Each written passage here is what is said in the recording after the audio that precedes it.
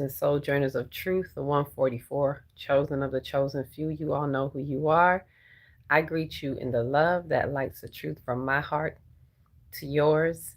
This is Celestial Earth, and I'm here to bring you the news to infuse, if you so choose to infuse with that light, as we light up on the light grid. And we are approaching the summer solstice, so we are in preparation of that. And for those who, as usual, remember, if you don't choose to infuse, that's cool. That is cool, but remember, when you don't infuse, by default, you refuse and be prepared to be fried on the grid. But right now, we're talking about amplifying on the light grid with this summer solstice coming up. So, amping up our bodies, clearing the vessels in our bodies. You see, I got the board behind me. So, we about to get in and do this work. So, this platform will give us the opportunity to go ahead and ask any questions if you have any questions.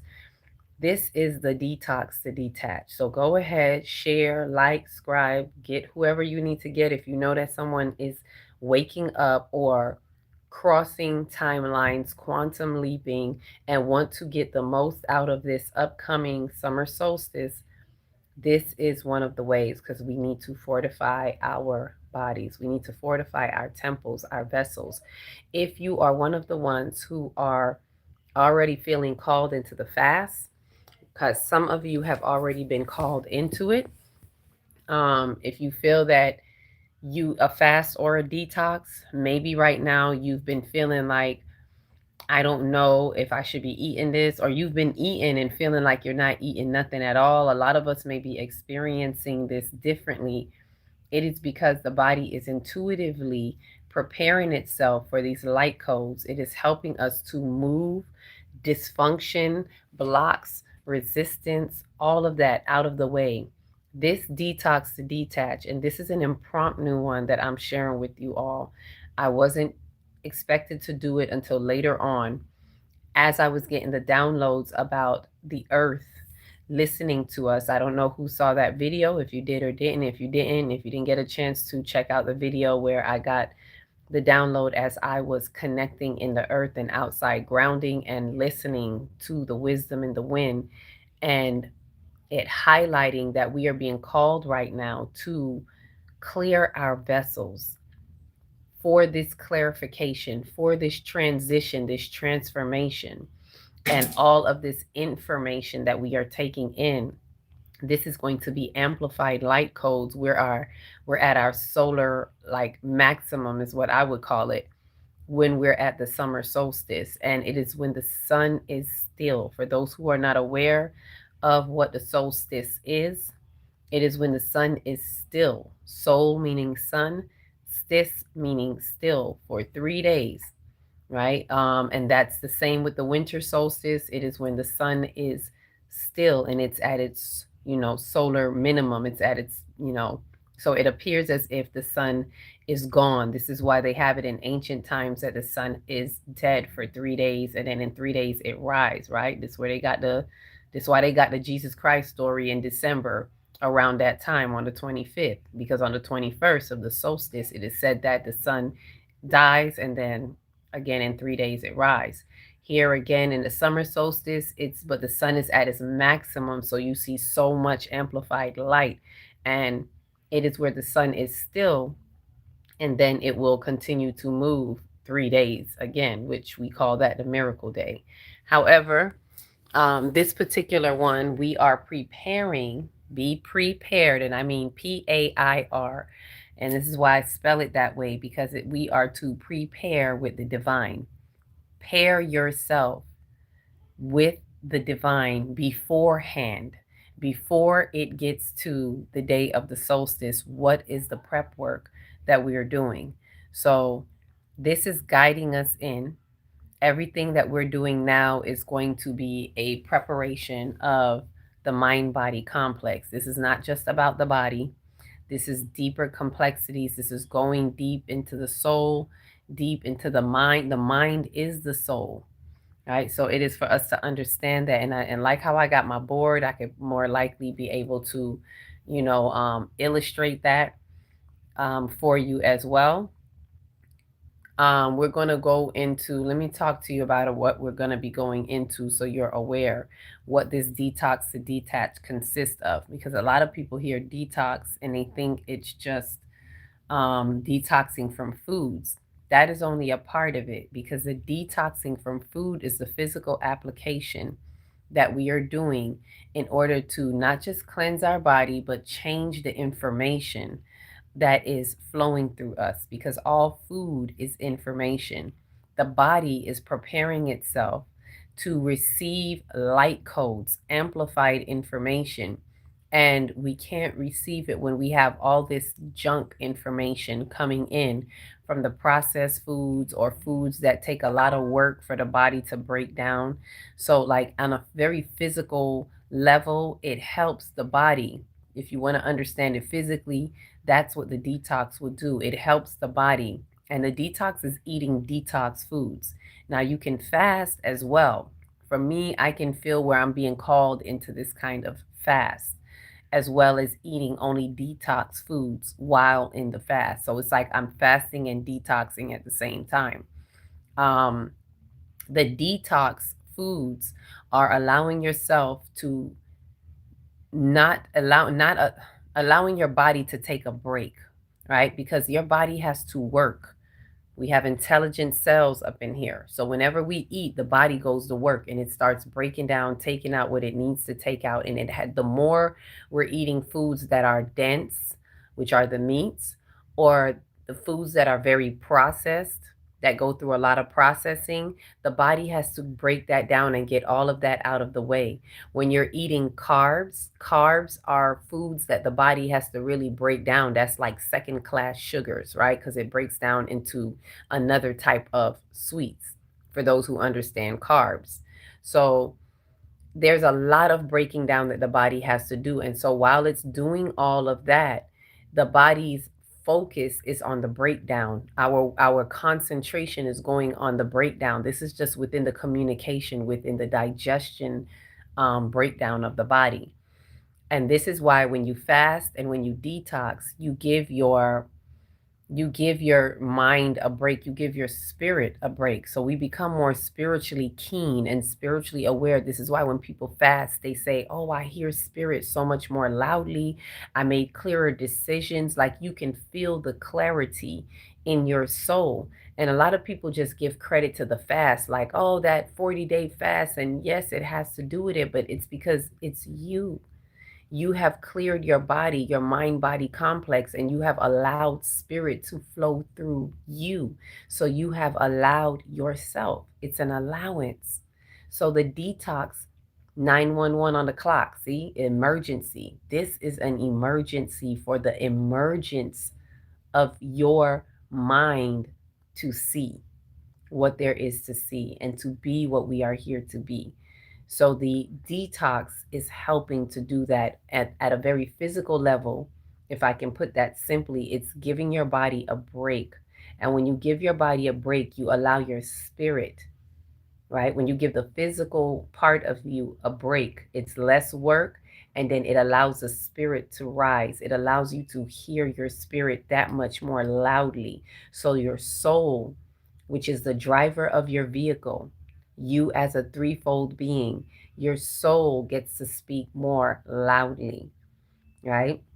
And so you hear where to turn, left, right, you just hear so much more.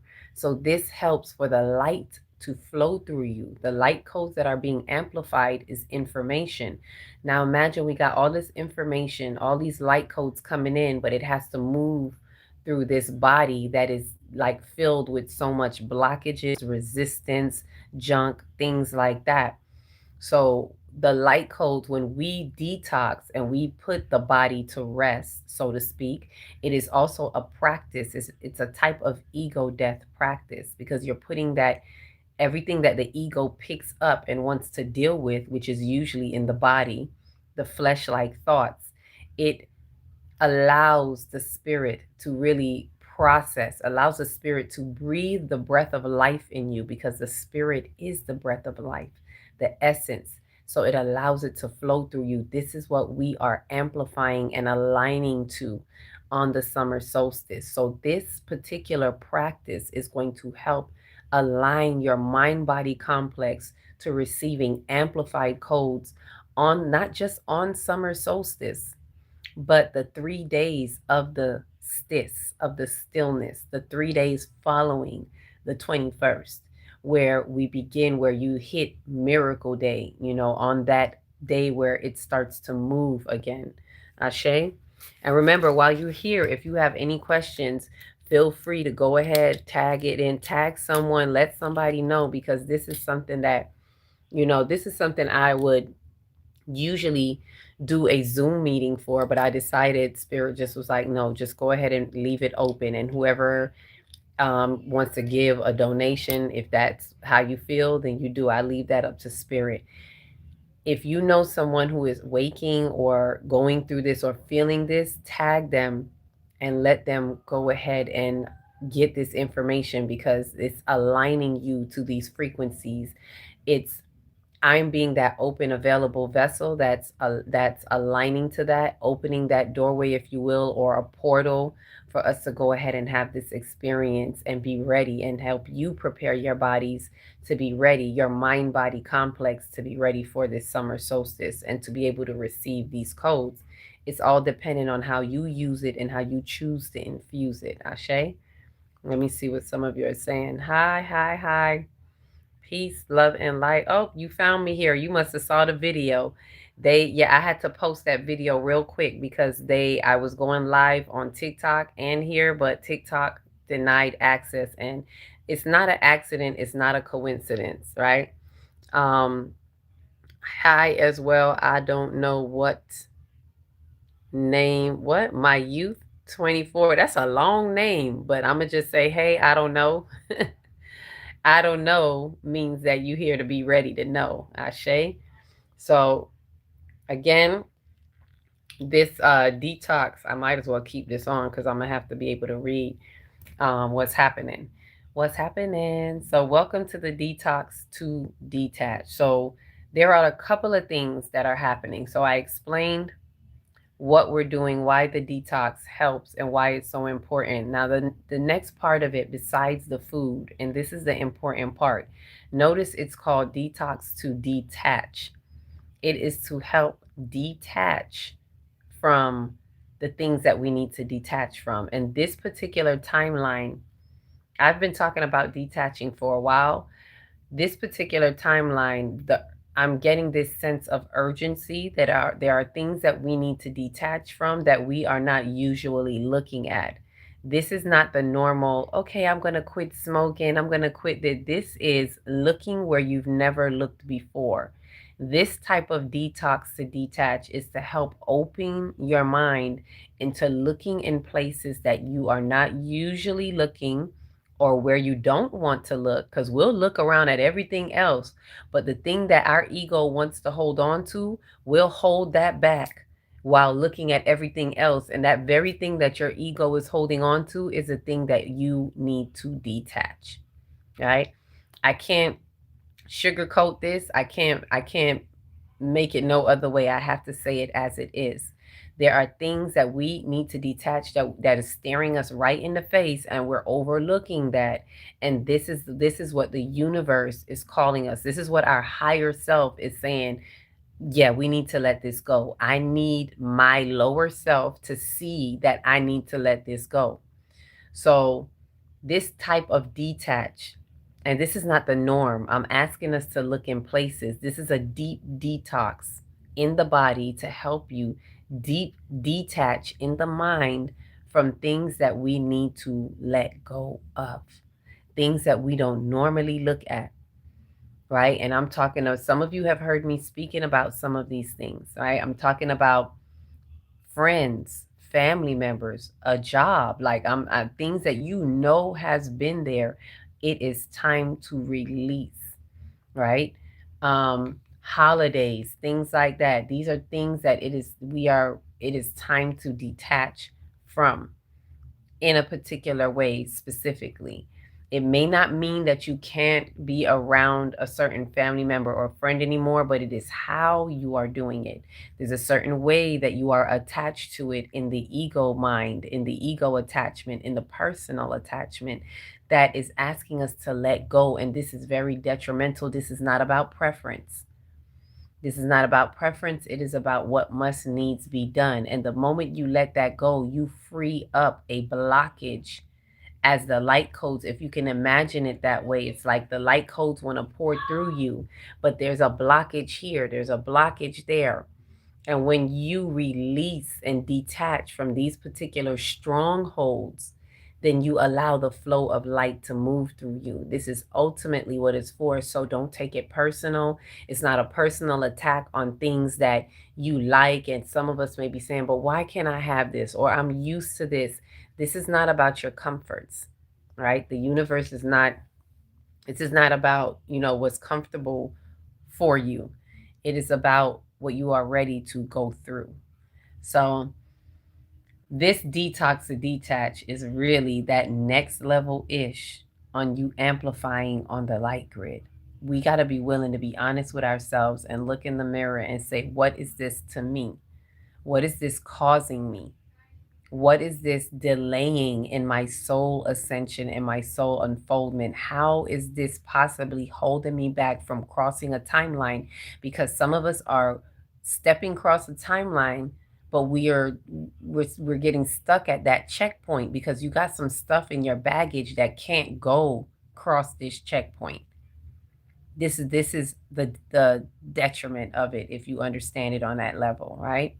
So with that said, let's dive in a little deeper. Remember, if you have any questions, feel free to go ahead, ask them here. This is why I'm doing the live, so that we can have those questions. 919, look at that. 919, unification within the spiritual completion. This is helping us into a spiritual completion as we are within the 9-month window. We are closing out at this particular point in the summer solstice. We are closing out the first trimester of these 9 months. We are closing out the first quadrant of these 12 months since the month of Aries, what many people know as the month of April, but it's really the month of Aries. So this is all a part of that as we are shifting and transitioning. So now with the detox, this is what some of you may be feeling. For those, there's different levels of where we are right now. Some of you may be feeling like you're eating, as I said before, and you just don't, it don't taste like nothing. Like, what am I eating?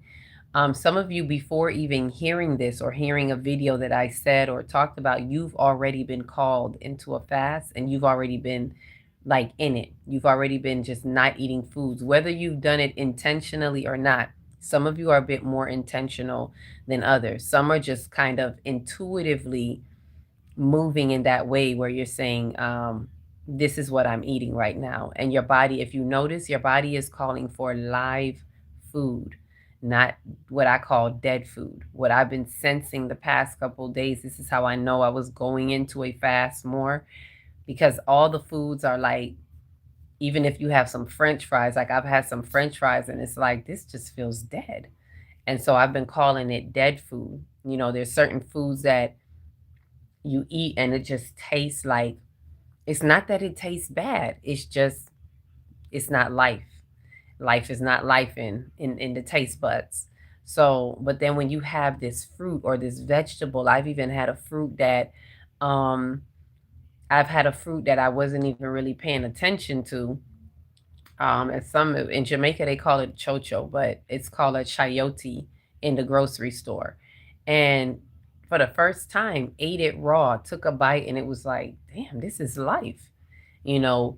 And even steamed it and tasted it like just steamed, just as it is, nothing, not cooked down with anything else, which is not the usual. Usually in Jamaica, you're gonna find chocho in a soup, right? It's usually cut up in some type of soup. And this was just as it is, and took a bite of it like it was an apple. And it was like, it was like so much life inside.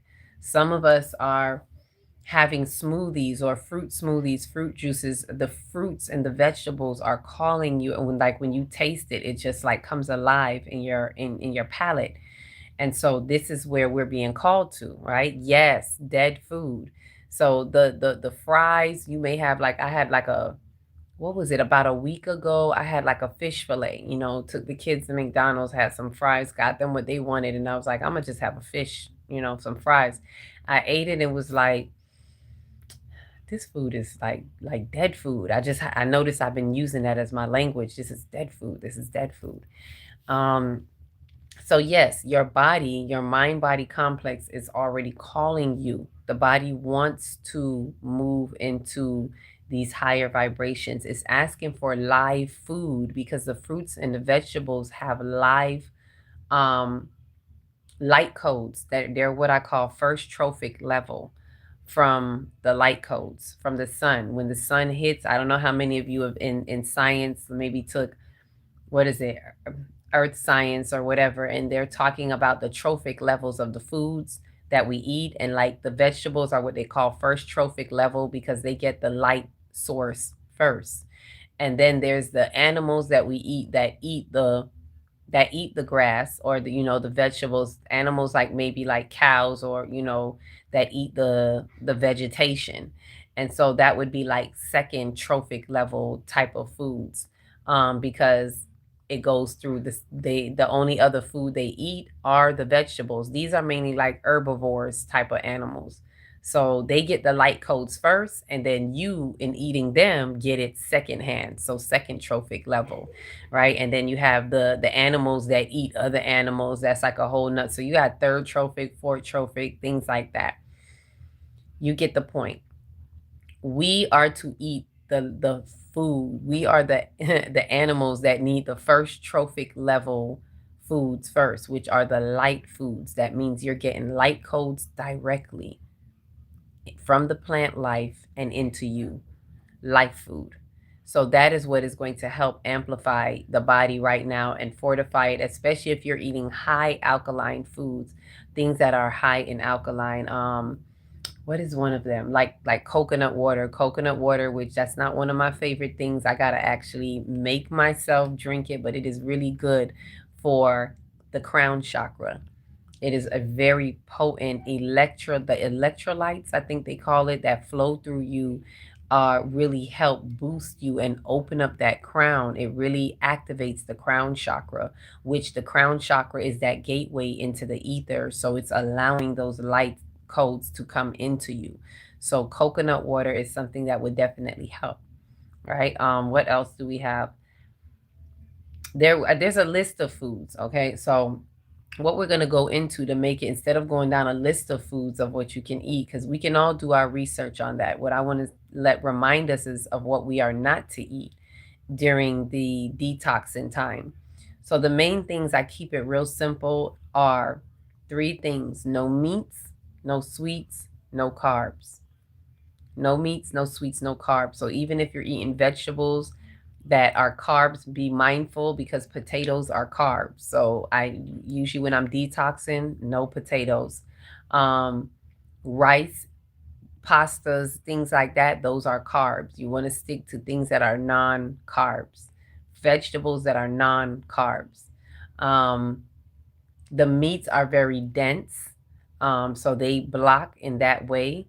And like I said, the carbs, they're like a second level of sugar, so you don't want to give your body that to have to work on, right? Yes, the leafy greens, having a lot of leafy greens is good. So another thing that we usually partake in the detox is first thing when you get up, here's just a regime. How you work it is how you work it. It doesn't have to be strict like this. I'm simply giving it to you, and how you choose to work it is how you choose to work it. The first thing as we get up, it would be lime water, hot water, preferably like bottled water, spring water or something like that. And you squeeze, you put it on the stove. Do your best not to microwave. Have as least microwaved foods as possible. Again, you want it to be live food, life food. So if you're warming up water, put it on the stove. If you don't have a kettle, just put some water in a pot, Warm it up on the stove. Hot water first thing in the rising, before you even brush your teeth. Like, don't do anything, go straight for the lime water first thing. Right after that, go ahead, do your whole get ready routine. But what I would do is, as soon as you get up, how some of us like to meditate or whatever, you get up, put your hot water on, um, get your lime, do what you got to do. Then the next thing is, you may want to have some tea. A lot of times the hot water, when I tell people drink something hot when you're doing the detox, if you're going in and it's not as smooth, like right now, this is my smoothest transition right now that I've ever done. Like, I'm so ready to fast detox. It's like my body is like, or my mind is like, you ain't said nothing but a word. Let's go. But usually when it's not as easy, for those people who may be doing it and it's not as easy, I would strongly suggest drinking hot tea right after that lime water. Get some hot tea, um, preferably natural if you have something in the backyard. But if not, go ahead and get you some, tea bags from the store. You can have mint tea, lemongrass, whatever tea works for you. I'm not even going to tell you what kind to get. I particularly have fever grass, aka lemongrass, in my backyard, so I go straight in the backyard. Rosemary, I got that in the backyard, so I clip what I need in the backyard. My vervine and whatnot. If you got vervine, just go clip you the leaves. A lot of the things in your backyard may be tea, and you don't even know that. You may think you got some weeds in the backyard, and it's really tea. Right? So either way, have something hot, not coffee. I would suggest not having coffee during the detox, because the coffee is going to be a blocker. So I would stick to teas if you got to have something hot.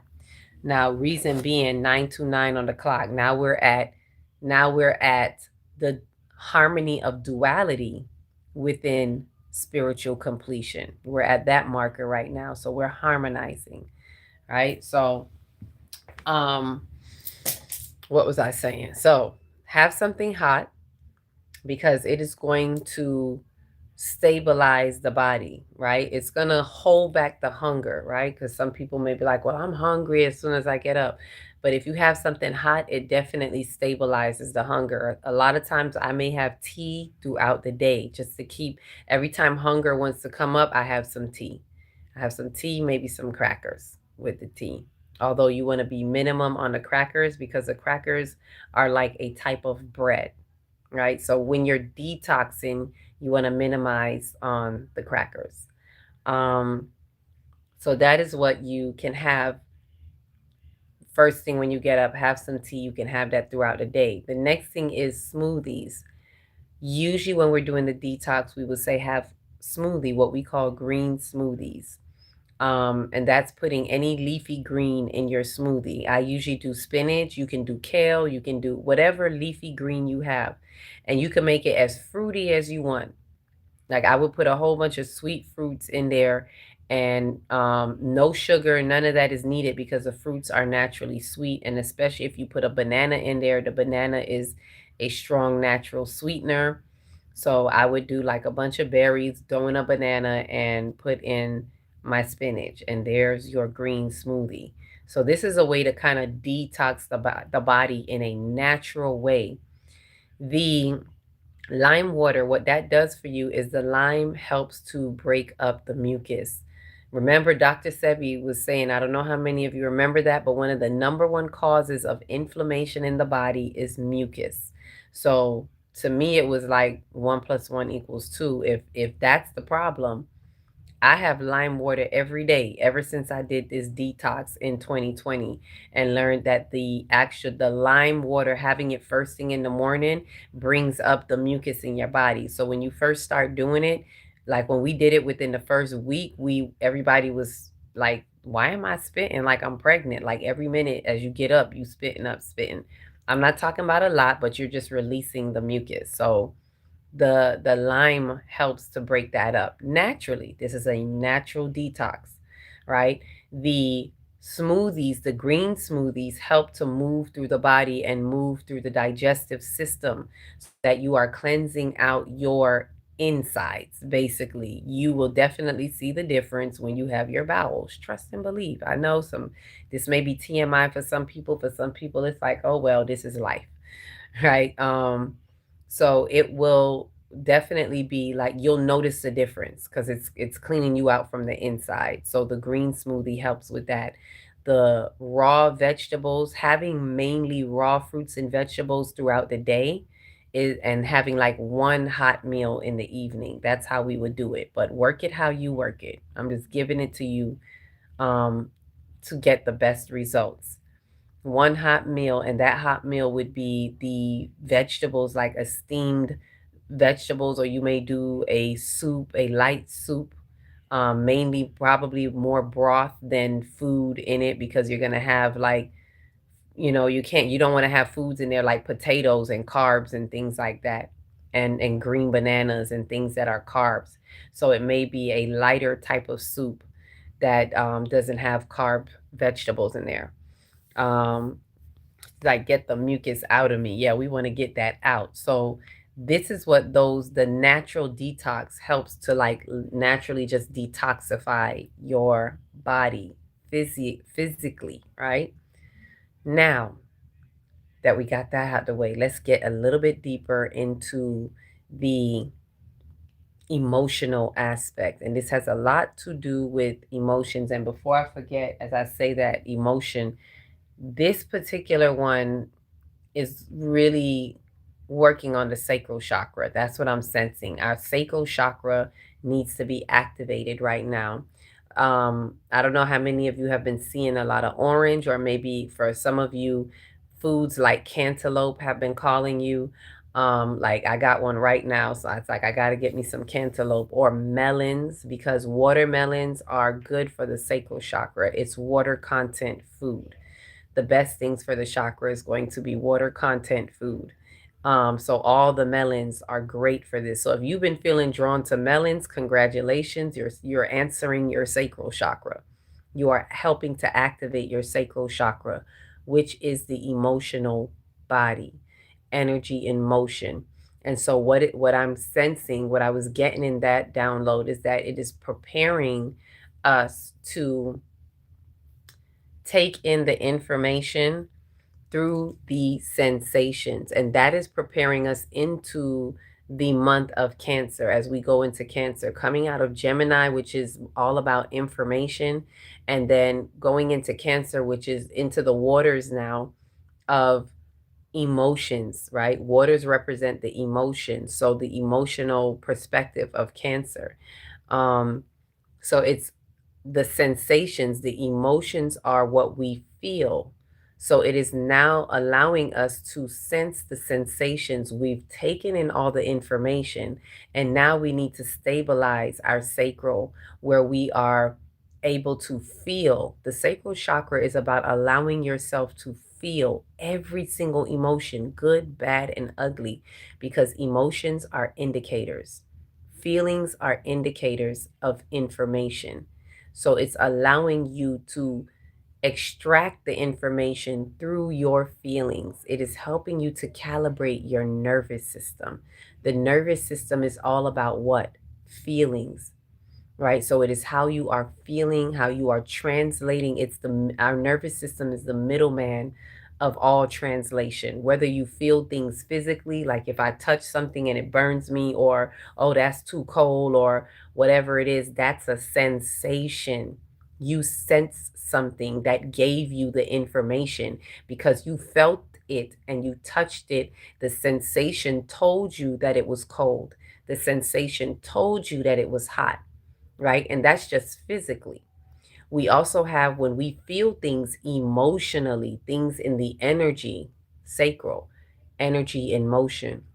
So if someone hurts your feelings, if something makes you feel good, it is an information that is telling you something. If something makes you feel bad, it is information. It is a feeling that is allowing you to understand the information of what is happening. The key is to not get stuck on the sensation, but to extract the information. That's what this detox and detach is helping us to do. We want to extract the information that we have been getting, particularly in the month of Gemini, we want to listen to the wisdom. The wisdom is the other twin of the Gemini. It is knowledge and wisdom. So we want to extract that as we move and shift into the emotional aspects. And so the sacral needs to be fortified. The sacral needs to feel safe in being able to allow yourself to feel. So if you feel called to all these melons, eat them. Let me show y'all what I got going on up in here, right? Because I'm not lying. I got it right here. My mouth watering, just waiting on it. I just got to take me. You know what? I need a moment.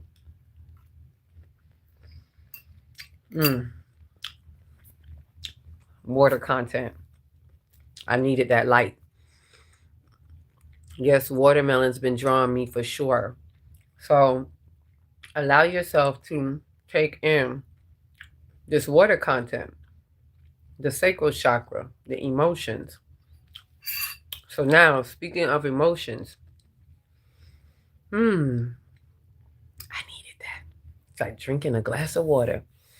And so this takes me, as I'm speaking about emotions, this takes me into the next level of this detox to detach, right? This is the work that a lot of people find it hard to do, but this is the part of it. This is the important part of the detox. This is not just about food. Remember, food is physical. This is the physical component. And now I'm looking at 939. See, I'm catching it. This is creative completion within the spiritual completion. So we are reaching now. The 3 is the main portal. 369. It's the main dimensional portal gate for bringing it into form. This is why 3D is when I see you, you see me, we in 3D. 3, the Trinity, that represents the manifestation. It's a type of manifestation where you now see things physically from the ethers. So this is a creative completion. It is a creative property within this spiritual completion that we're having. This is within the 9, within this 9-month window, right? And this particular moment, the solstice, is a 3 within the 9. It is the 3rd month. It's the end of the 1st trimester. So this point that we're having with the summer solstice represents this 939. Ashe? So going into the information, let's go a little deeper. Now we're bringing it to the 3. This is what is being manifested and shown and seen and created. By having the detox, we are allowing ourselves to have the emotions. We are allowing ourselves to face the emotions. This is allowing you to face the cravings. Now, I'm speaking to the mental part of this, the emotional, mental part of this. It's one thing to, put these foods, eat these foods, and, shift around how you're eating. It's another thing to experience it mentally and emotionally. What is happening, right? In which the reason why you're doing this is to bring you in more into your mental, emotional awareness of your consciousness, right? So, what is it that I'm saying? The cravings, because usually every time we do a detox, we get the same thing. Everybody's like, "Ooh, these cravings kicking my butt." And for those of us who have been through it, you have seen that as you have paid attention to what I've been telling you, you see exactly what I meant when I say that the cravings are only happening because you did not address it in the mind, in the consciousness. You did not address the emotion at hand, which is happening in the consciousness. And so when we don't address the consciousness, then it shows up in the body. Then the body has a craving. So every craving that you have goes to an emotion. And this is where we need to pay attention. So let me go ahead, and where are my markers? I know I had some markers here. So we're going to go look at some of the things that I want to be able to highlight here. Let me see if I can put this I need a stand. I need a stand. I need a moment. Hold on one second, y'all. Hold up. Let's see. I want to make sure you can see the board. All right. All right. First of all, what am I talking about? The threefold. Let me at least get that. Let me start with the where we come from. So this is a threefold. Threefold is what we are, right? Let me backtrack a little bit. Right? We're a threefold being. This is just a real, I'm not the super, I'm not an artiste, y'all, so y'all bear with me, right? So this is our threefold being. Spirit, soul. Is it backwards? Oh, man. If I write it this way, I forgot the camera may have it backwards. All right. Spirit, soul, and body, right? I got to write bigger because I could see it's, So threefold is our spirit, soul, body. We're doing the work right here in our soul right now. And even the soul is broken up into 3 parts, right? So right now, we are putting the body to rest while we're detoxing in order to hear from the spirit. This threefold, and this is another way that I like to explain it. The body is the vehicle, right? Transporting the soul. The soul is the driver. This is where we're doing all our work right here in the soul. The spirit is the precious cargo inside of the car. It is the essence of who we are, the essence that is existing in the physical, right? So this is our threefold, the Trinity, right? Then we have within the soul, let me write it this way. All right, so this is the soul. I'm going to put it right here so we know that's the soul. It's 3 parts in the soul. Super, this is all consciousness. All right, let me make sure. I know the handwriting getting crazy now. So this is all consciousness, right? And this is the subconscious. This is the conscious mind. So superconscious, conscious, and subconscious, all of that is the entire consciousness, the entire mind, the entire soul. This is where we're doing our work. And when we balance, right? I know this is a sidebar part of the lesson, just so we can understand, overstand, and understand what we're doing, right? She's like, good thing I could read backwards. Right? So conscious and subconscious is the part that is constantly balancing. And this is our pivotal point right here. This is where we do all of our thinking.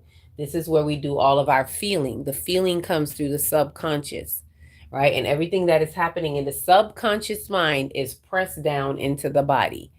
The body that consists of our life, world, and affairs, right? Excuse my ugly handwriting. Please excuse my dear Aunt Sally, okay?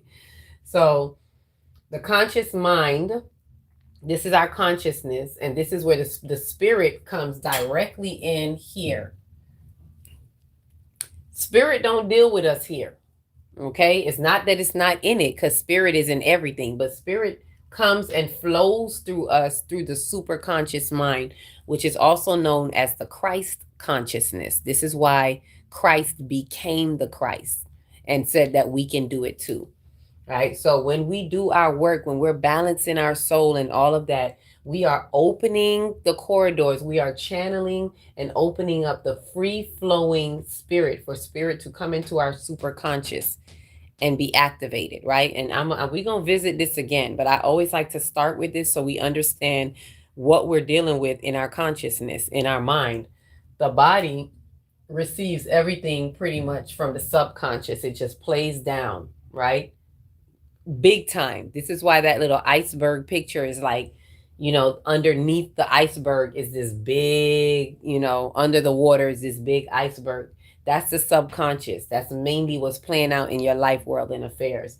But all of this comes into the body through the soul, right? And this is why I call it, and the soul, which is the mind, This is why I call it mind-body complex. Okay? The mind-body complex is the soul. It is the what do you call it? The circuit, if you will. It is a circuit of the soul that is intertwined with spirit. Spirit is divine mind. So the mind in the soul is the mind body complex. The mind of the soul that is infused into the body is the mind body complex. So when we understand this, we know how to treat ourselves. We learn, and I love to start with this because we understand how we're working with ourselves in the first place.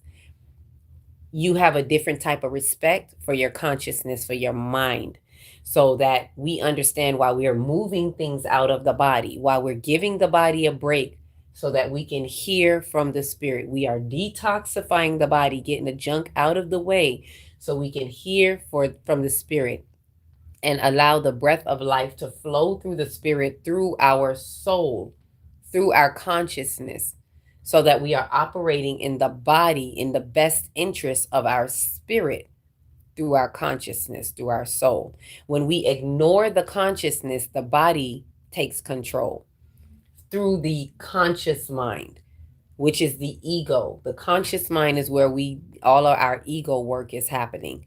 And the subconscious is intuition. This is why we'll say, well, I don't know, just intuitively. This is the unknown, right? This is the known. This is where we think we know it all. And this is where we got to admit the wisest man knows he knows nothing at all. Nothing at all. And that's called humility, to give way to the intuition. You see how they got to be working with each other, right? And what helps us do this is when we have body stuff out of the way. But if the body is screaming loud to the soul and the soul cannot hear the spirit, the body is going to give in. The soul is going to be giving in to the body all the time, the flesh, right? What the body needs in our life, world, and affairs. What's important in your life, world, and affairs? Money, possessions, family,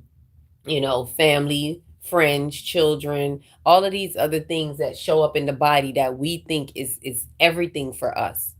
That is nothing without spirit. And we neglect spirit because we're caught in the traps and the distractions of the body. So the detox to detach, this particular one is helping us remove all of these distractions, erase it, detach from it, so we can put what we need to put first, right? So that's with that. Where's the eraser? So I'm going to give us, please erase. So the next thing I want to share with us is in emotions, in the emotional body, what's happening with the emotional body with this detox. What happens with cravings? There we go. Let me get into cravings so we understand how the cravings are speaking to the mind. So the cravings are coming from the body. When we're not addressing what we need to address, it shows up in the body as I am craving something. The craving. And that's because we're not listening in the consciousness, in the soul. We're not listening to the emotions. And I write it like this because it's energy in motion. We're not listening to the emotions and the mind, the mental. This is the mental and emotional. So these parts of us which are not seen, it's not physically seen. These are the thoughts, mental thoughts and emotional feelings. That's why I said the consciousness is about thoughts, right? Thoughts. And the subconscious is about feeling, right? And who feels it knows it, right? Because the subconscious is the one who gets information through the feeling. The feeling tells you what you need to know so that you're not just walking around with all the thoughts and a know-it-all. So the thought feeling, we need thought feeling coherency. We need mental emotional coherency, right? Which is what they call mind heart coherency. This is the mind, the mental, the thinking. The heart is the emotional, the feeling. This is masculine, this is feminine. This is the harmony of duality that we were talking about. Ashe? The harmony of duality.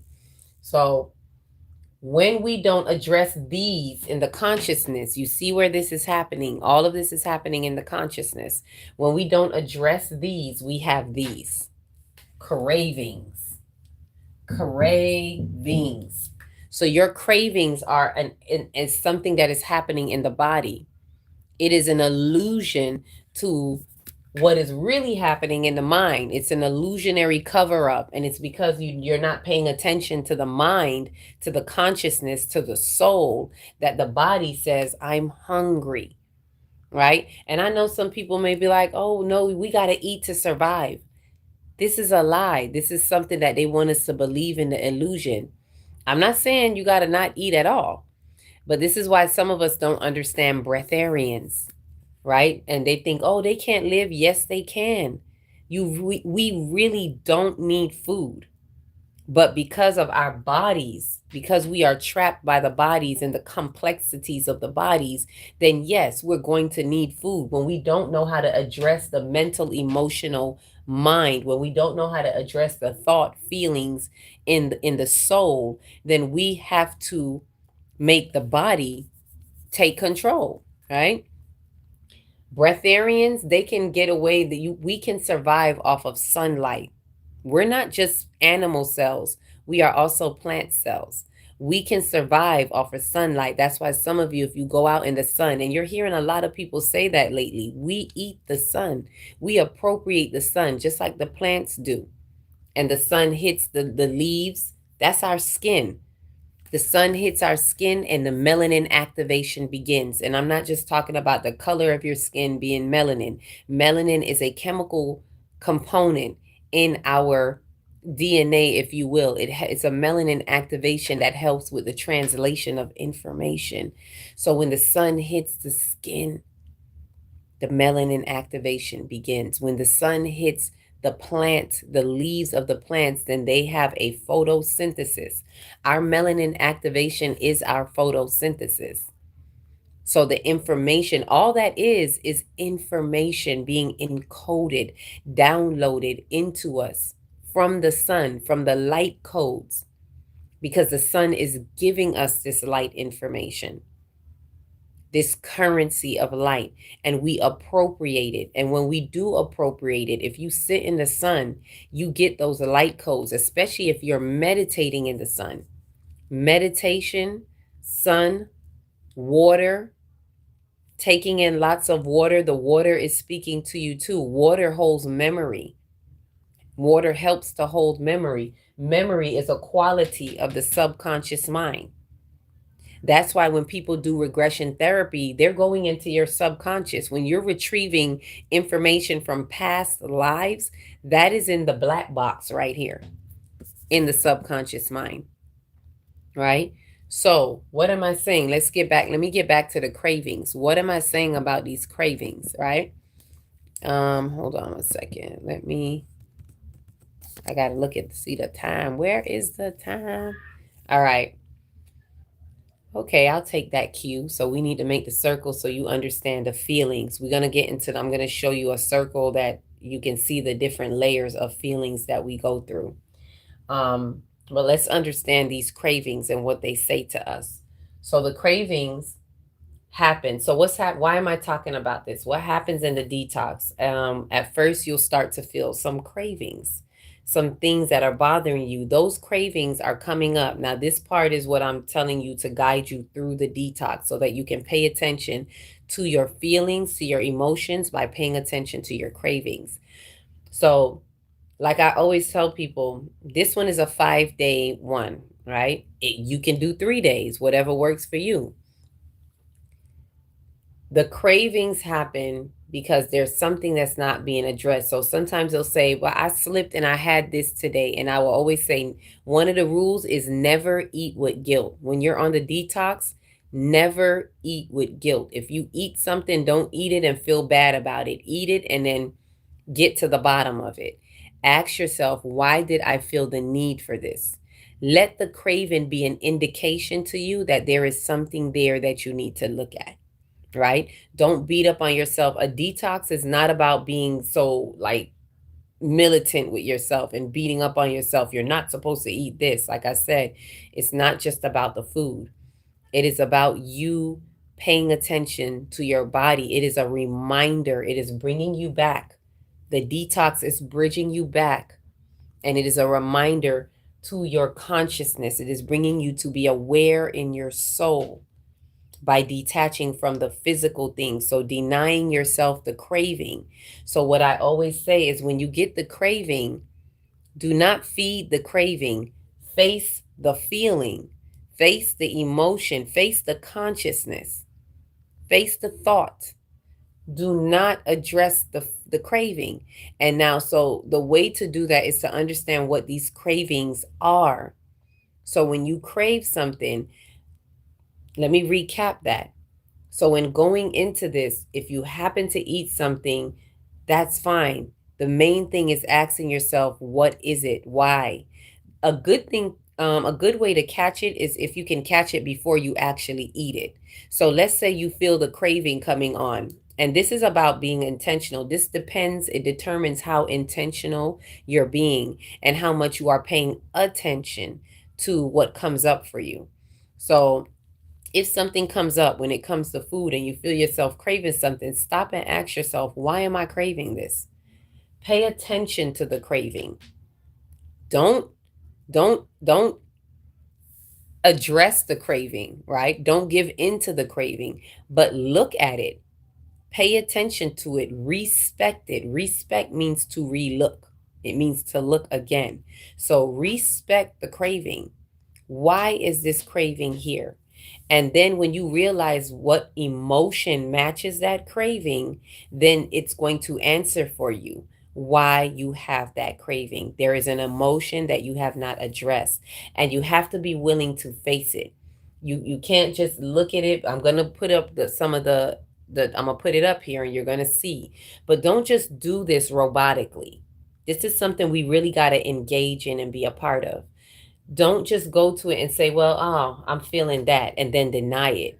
You have to be willing to lean into that feeling and admit it to yourself, no matter how much you don't like the feeling, or even if you don't quite understand the feeling yet. Hold on to it until you gain an understanding. Don't dismiss it because you don't get it, right? Because a lot of times people will do that. Well, I don't know where that came from. I don't know. So, and then you just dismiss it. No, stick with it.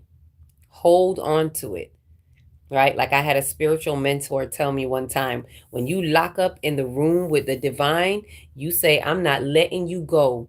I'm not turning you loose until you bless me. And we got to have that vigilance within us while doing this. I'm not going to turn this information loose until I am blessed with the answer. That's the blessing that you're looking for. What's the answer to this? Right? So the craving, and I probably got to do this again when TikTok frees me up, because I know a lot of people on TikTok who are probably looking for this. You know, if any of you know somebody on TikTok, you might want to let them know, because TikTok locked me out. They fighting me right now. What I want to share with us, any questions, any comments? If y'all got any questions or comments, go ahead and put it up right now. If you have any questions about the cravings, anything like that. So what I'm going to share with you right now is what those cravings equal. So what I could ask some of you right now, if any of you have any cravings or have felt any, put it in the comments, put it in the chat. What have you been craving? That's my question. Right? What have you been craving? This thing is just not erasing easily. I don't like that. I like things that erase easily. Word. Right? Like this detox, the detach. Like I want to be able to detach easily. And this detox helps you to attach a little bit more easier. It ain't going to be easy, but this is why I like the detox. The detox helps give you the advantage, and it helps you to see a little bit more easily what you need to detach from, right? Right now, you see, even this is a word. Y'all see how I'm struggling to erase? This is what some of us are going through. We need to detach, and we struggling trying to like, damn, how can I get rid of this? How can I get this out of here? I tell you how. Detox. Find out what the real problem is, right? Some of us are addressing it in the wrong areas. So let me ask anybody else. Anybody? Okay, I see somebody there. We got you. All right. Breads, creamy things, cakes and pies. That's what you craving? Okay, well let's go into the creamy things, the cakes and pies. So what anybody else? Anybody else who's in here? See, I keep seeing 5, and I like that. I'm seeing 5 people, 5 thumbs up, 5, 5. And that's confirmation that these 5 days that we're doing, 5 is change. 5 represents change. And this is a very pivotal moment. This is a change that needs to be had, right? It's physical, spiritual balance, which equals change. Okay? We don't change unless we have some type of harmony. So as you saw between the masculine and feminine, the conscious and the subconscious mind, that's physical, spiritual balance. The masculine represents physical and the feminine represents spiritual. So whenever we have this physical, spiritual balance or harmony, then there is change. Because then we are empowered. We allow the superconscious to come through and change what we need to change, right? Crunchy things. Okay, let me get to some of your cravings right now. What are you craving? What are you craving? Right, that is the question. What are you craving? I know it's written backwards, so I gotta say it for you. What are you craving? If it's sweets, right? We're gonna answer the sweets first. Y'all know what that emotion is? Let me write it big. Depression. All right? If you are craving any type of sweets, it is depression. And it does not have to be clinical depression. It is all, okay, let's understand this. Depression means suppressed and repressed anger. You notice the word here. Notice the operative word, the operative part of the word is press. You suppress and repress your anger until it is depressed. It becomes a depression, all because you won't allow yourself to be angry. And it's not about turning into Incredible Hulk. It is about allowing yourself to have the feeling of anger, because we're often told we shouldn't be angry, right? Don't be angry. Don't be like that. Or if I'm angry, it's going to hurt somebody's feelings. So we turn ourselves away from allowing the information. Remember, all feelings are information. You got angry for a reason. Allow that anger to come through, so that it can tell you. If you allow the anger to come through, the next mature thing to do would be to say, why am I angry? Right? But a lot of people are afraid to let anger come through because we don't address that anger. We turn into Incredible Hulk, or we do some ridiculosity type stuff because we are angry. So people are afraid to be angry. All of this is fear-based, right? And I'm going to get into the feelings, right? After we do the cravings, I'm going to break down the feelings of not these feelings, but I'm going to break down the 2 feelings that we have in this world, which is only fear and love. That's it. That's it. All other feelings are subdivisions of these 2 feelings. Any other feeling you have, it's either going to be love-based or fear-based. That is it. And the negative, so-called negatively charged feelings are fear-based. And the positively charged ones are love-based. So depression, obviously not good, is a fear-based feeling. Anger is a fear-based feeling. It is, when people are angry, it is something that they fear. And even in being angry, people are afraid to be angry because they don't want to be the bad one. They don't want to be the mad black woman in the room, right? So this is what sweets comes on. So if you are craving a lot of sweets right now, you want to ask yourself, where am I sensing any depression? And most importantly, where am I hiding any anger? Where am I hiding the anger? Where's the anger? Because all depression is hidden anger. Ashe? So now the next thing is, let's go to crunchy. Because I see crunchy twice. We're going to get to the bread. The breads are carbs, right? Crunchy.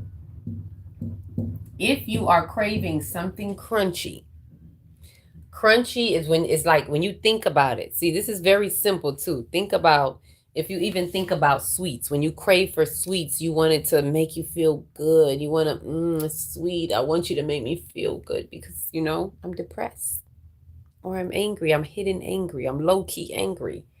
Crunchy. Think about when you bite, when you crunching something. I want you to even think about it while you're doing it sometimes. Pay attention to how often you go for that crunchy thing, right? Even when we're detoxing, I can tell if it's crunchy because I can tell what type of foods I go after. Like I may go for a lot of sunflower seeds. Like I might want something to crunch on. So crunchy is irritation. When you want to crunch on something, I usually ask myself, what's irritating me? What's frustrating me? So whenever there's something crunchy there, it is a type of, I'm going to say frustration or irritation, right? It is frustration, more commonly known as irritation. You are irritated and you are annoyed.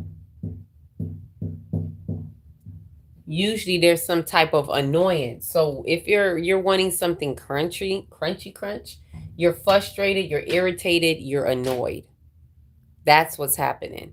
And usually when this is for when you're at least, you're allowing yourself to be angry about something, because these are all like subdivisions of anger, right? These all kind of fall under anger. Usually if I'm frustrated, I'm angry or I'm mad about something, right? If I'm irritated, I'm annoyed, it's something that I'm angry and mad about, right? Usually the sweets coming out of like you're sad, you're hurt, and you're going to listen to these words that I'm using, because you're going to see when I put up the wheel, there's a wheel of the fear-based feelings, and you're going to see these ones that you hear me saying, as in I call it the main seven.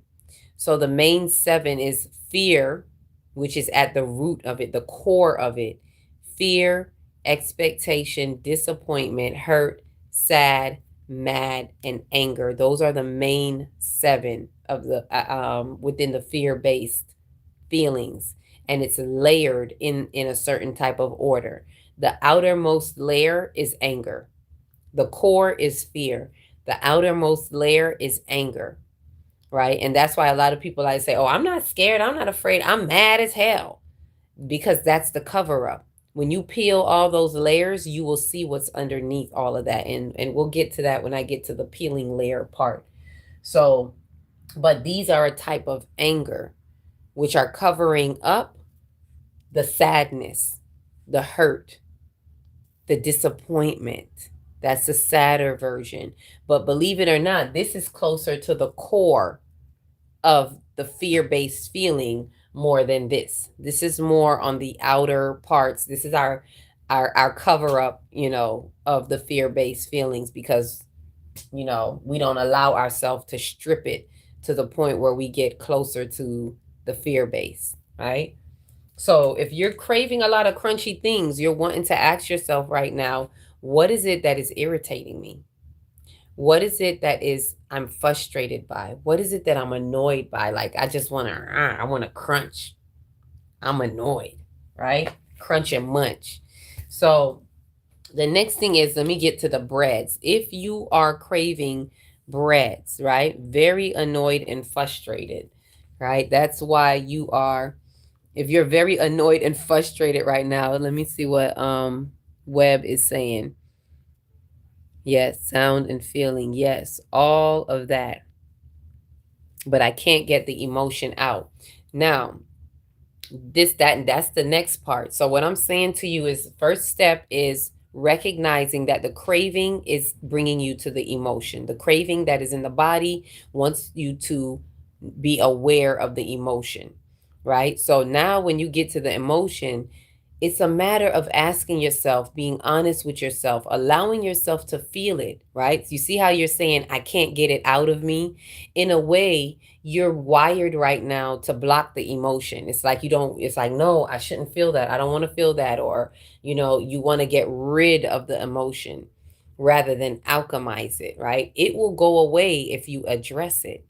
The emotion is the energy in motion. It is the feeling. Remember what we said earlier, the feelings are indicators. It's indicating something to you. You have to be willing to allow it to indicate to you. This is why the sacral chakra is very important right now. You want to activate while we're doing these 5 days. I'm saying to you all, we're going to want to activate the sacral chakra as much as possible. Get you some melons, right? In this particular detox, eat a lot of melons. This is cantaloupe. It's a type of melon, right? Melon, honeydew melon, watermelon. Eat as much. Let melons be your snack. Let melons be your go-to snack, right? Because you want to activate your sacral chakra. Because why? You want to allow yourself to feel. The sacral chakra is about the feeling, no matter what it is. Don't turn away from it. Ask yourself, why do I feel this? Right? If you got a lot of crunchy going on, why am I feeling frustrated and irritated? Not get rid of it, genuinely sitting with yourself in a non judgmental way, in a non judgmental tone. Why do I feel like this?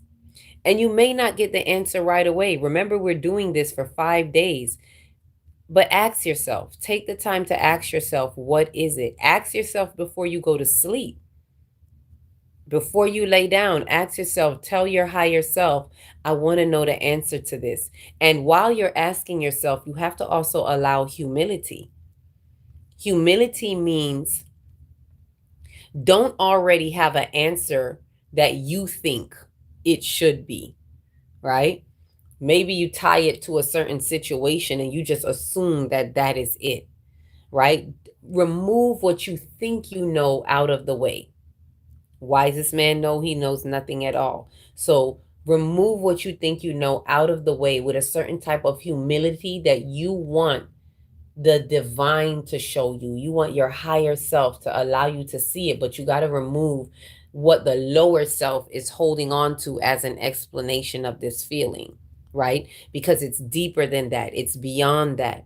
So you want to ask yourself in a way that humility allows it to bring it to you, not you telling yourself what it is, but allowing the feeling to well up inside of you, to come up and let it be a picture in your mind. It may come in a vision, it may come in your sleep, it may come when you go in the shower, but ask the question with a certain type of humility that you're willing to get this answer in any way that it may come, not the way that you want it to come. This is how we take our time with this and allow that emotion to come to you, allow that feeling to indicate to you, this is why you feel frustrated, irritated, and annoyed. There's something that needs to be addressed that you have not been addressing, and you cannot continue to stand by and tolerate this. A lot of times, most of you that are craving the crunches, I can almost bet that your boundaries are not strong as they should be. You are not holding up your boundaries. And because of that, other people are passing their place with you, and you are tired of it. You are frustrated, irritated, and annoyed because you are not setting strong boundaries.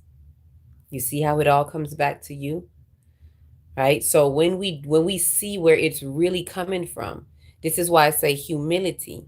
Have accountability from within. Be able to account for the energy that was held in the account of your energetic bank. People are doing what they do because you allow it. Somehow the boundary's not strong enough. So now here we go, we irritated. So for those who are really having the crunches, you may want to check your boundaries.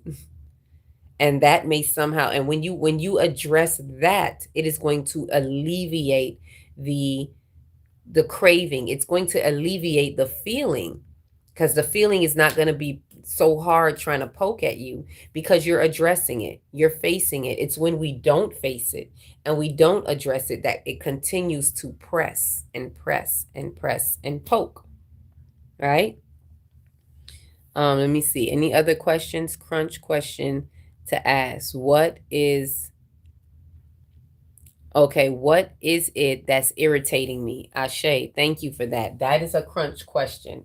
For any of these questions, any of these, if it's a depression, what is it that is depressing me? What is it that I am suppressing and repressing? What anger am I suppressing? What is it that is something that I should be angry about, but I'm not allowing myself to? Let me see what that is. And then when you see that anger, don't fall into frustration, right? With due diligence, let that anger indicate to you what is it, so you can see where you need to make the change, right? Check my boundaries. Yes. These things are happening because we're not holding our boundaries. And I can say that for sure, because lately, especially after Third Eye Atlas passed, when I've been really shaped in my boundaries, I have been feeling so free and liberated in ways that I have never felt before. Believe me, y'all, it is such a freedom. When you set those boundaries, and it's not always easy, but it's ways that we got to catch ourselves, because some things we do habitually and some things we just got to stop. When you stop doing it, it's so freeing. Not worrying about people, not having the concerns of what they may think, or, oh, am I being too mean to them? Who cares? I'm being nice to me, and not in a selfish way, but not it's not good to be nice to other people in a self-sabotaging way, if that makes sense. Ashe, we have to be responsible for what it is that we do for ourselves. Love and light right back to you. I love you a lot, in bundles and bunches, like honey bunches of oats, right? We have to be willing with these are tough things. What I'm telling you all, this is not easy, but it can be easy once you start to get the ball rolling. I have had to do some things lately that even last night, and I'm speaking to you, the things that I'm telling you, I'm not telling you as if I haven't done it or had to experience it. I am in the self mastery of it, because I'm mastering it. I'm not even going to say it like I mastered it, like it's done. Mastery means that you are practicing self-mastery on a continual basis. So as things come up, because we live in this world, and the more you do your soul work, the more people on the outside are going to poke and press and test. The more the dark entities and dark energies are going to poke you. Like, this is how I lost my TikTok last night, because there was someone who was pressing in one of the, matter of fact, they was pressing in YouTube. And when I responded to it, I was already ignoring the person, but I was speaking to the others in the group and in the live. And I was like, they just being retarded. Who told me to go use the word retarded on TikTok? As soon as I said that, they cut it, shut it down, and I can't gain access to it until Saturday. So, and when I looked at it, because I just realized this right before I went live with you all right now, as I was setting up for the live, it let me know I can't go live. So I had to do a video to let people know, hey, if you want to find me, you're going to have to hop over to YouTube. And as I'm going through that, I'm realizing I fell for the trap a little bit, just a little bit, because these dark entities, they know. You can't tell me they don't know that I was about to do this. And they don't want this. This is work that not many people are, I'm not going to say, yeah, that not many people on higher vibrations are sharing the real nitty gritty work and really taking you through and helping you address it in this manner at this level. And so the opposition energy, they know. You know how they say the devil know the Bible? They know when you are about to do something that is going to majorly help other people who are, and not just everybody. It don't got to be a lot of people. But when you are about to help people who are on the brink of shifting the timeline, when you are about to help people who are on higher frequencies and you're going to help higher frequency people amplify the light grid that much more, there's a certain potency there that they just got to shut down. So there was a setup. And I see that now. Like, and I knew that that person was trolling. I said it. But when and I was like, I just ignored them and kept doing what I was doing. But when I answered someone else and I said something about them being retarded, boom, the word retard, in which I was simply explaining that all retardation is a stagnation of development. There are many people that are that have a retardation in their soul because they're stagnant and they're not moving. Like this work that we're doing, soul work, shadow work, that's movement for soul ascension. That's soul development. And if we're not doing that, then we're stagnant. That's retardation. Ashe. So I'm telling y'all that just to show you how they draw us out to set us up. And now that became a block on the TikTok. And the TikTok is where I get more people actually that come into the lives and things like that on the TikTok. More people can access me there on TikTok, but they shut that down. I already saw that there was a fight. They wasn't letting me put up the video. From the past 2 days, it was always a problem in putting up the videos because this is the information they don't want people tapping into. This is the real work that not many people are at the frequencies of receiving and being ready to do, because everybody want a quick fix. A lot of the spiritual community is so busy spiritually bypassing. They just want people to tell them feel good stuff. They want manifestation miracles, and they don't want to be a manifestation miracle themselves, because all a miracle is a perfect outworking of the law. You have to work it, because it works if you work it. Right? Ashe, I digress. Let me get right back into, some other things, because I want to make sure we understand what some of these cravings are as they're going to come up in these next couple of days. We're not going to meet again until maybe I'll have another one on Saturday. I'll do another live on Saturday to kind of see how we're coming along, and we'll close out, on Sunday with the celebration. So sweets, crunchy. Is there anything that anybody else is craving? Right? Let me go into the next thing is breads, right? Someone said breads, which are a part of carbs. Breads and carbs.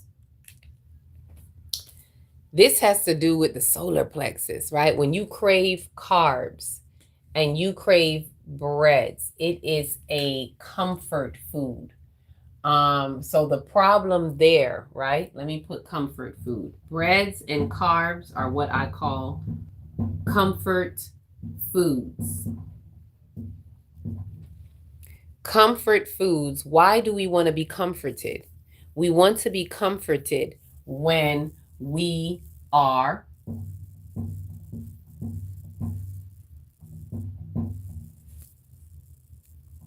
hurt. So the problem there is when you want bread and you want carbs, it is to comfort you in your solar plexus. It is something that has to do with the solar plexus. The solar plexus is the identity body, right? And it's because you are hurt, and you're going to see hurt again when I show you the wheel, right? So there's what it is that you're having an issue with is you're hurt about some things. And this is on the fear-based wheel as well. And hurt is when it's like you're not quite depressed. You're not really frustrated. You're not in the anger mode yet, but you're hurt. And so because some things are constantly hurting your feelings, right? And what we want to do with that hurt, right? What we want to do to address that hurt. First of all, first things first, go to that AA meeting. Hi, my name is Bob and I'm an alcoholic. The first thing we got to do is admit. That's accountability, the ability to account for it, face it, admit, I'm hurt. And a lot of people don't like to admit that they hurt because people rather be angry. This is why we got a lot of crunchy stuff going on, because people rather be angry. Angry seems like, it's more bravado for the ego. It feels like it's better, it's more cool for the ego to be angry rather than to be some sad sap that's hurt and sad and depressed. Right? A lot of people don't like to admit that you're angry only because you're hurt. And you're going to see when we peel the layers of this. Right? So breads and carbs are comfort foods that want to address your hurt. So you want to ask yourself, what is hurting me? What is it that I am hurt about? And again, it's just like the crunchy. You have to have, ask yourself. Again, it has to do with boundaries. Boundaries. Because people hurt you. Hurt people, first of all, but you allow yourself to get hurt. We get hurt because we don't have boundaries, because we're not respecting ourselves. Right? Even more so than boundaries over here. You're not respecting yourself and honoring yourself so that you don't allow the hurt. Respect the truth. When someone shows you who they are, respect the truth. Respect yourself. Respect your intuition, your insight, your gut feeling already told you. But now here you are, sad and hurt, feeling betrayed because you did not listen to your intuition, right? You didn't listen to the truth of your I am, your gut feeling. The solar plexus was telling you, and you didn't listen, right? So I see salty. So the next food, somebody is saying salty, right? So we got sweets, we got carbs, right? Let me put salty on here so we can see what's so salty. Why are we salty? All right, come on, erase. Any question, any other, let me know for those who are here. Is there anything else? Because we could address this while we here now. So let me know. Right? Salty. You know what? I'm gonna put salty. I'm gonna, instead of writing everything out again, salty. When you salty, you're salty is more annoyed more than anything, but it's very similar to crunchy. Crunchy holds more of frustration though. More crunchy holds a little bit more anger in it. Salty is you're annoyed at something.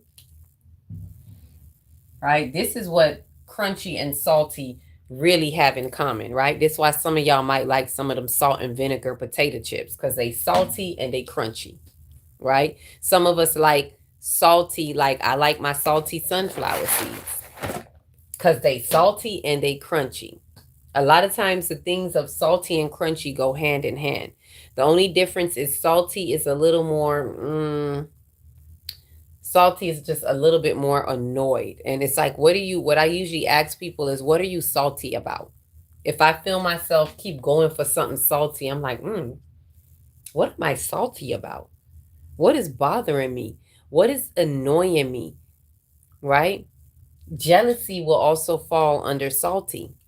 Because think about it, when people, it's a bitter taste. It's like, I'm bitter, right? So salty has to do with being bitter as well. What am I bitter about? Right?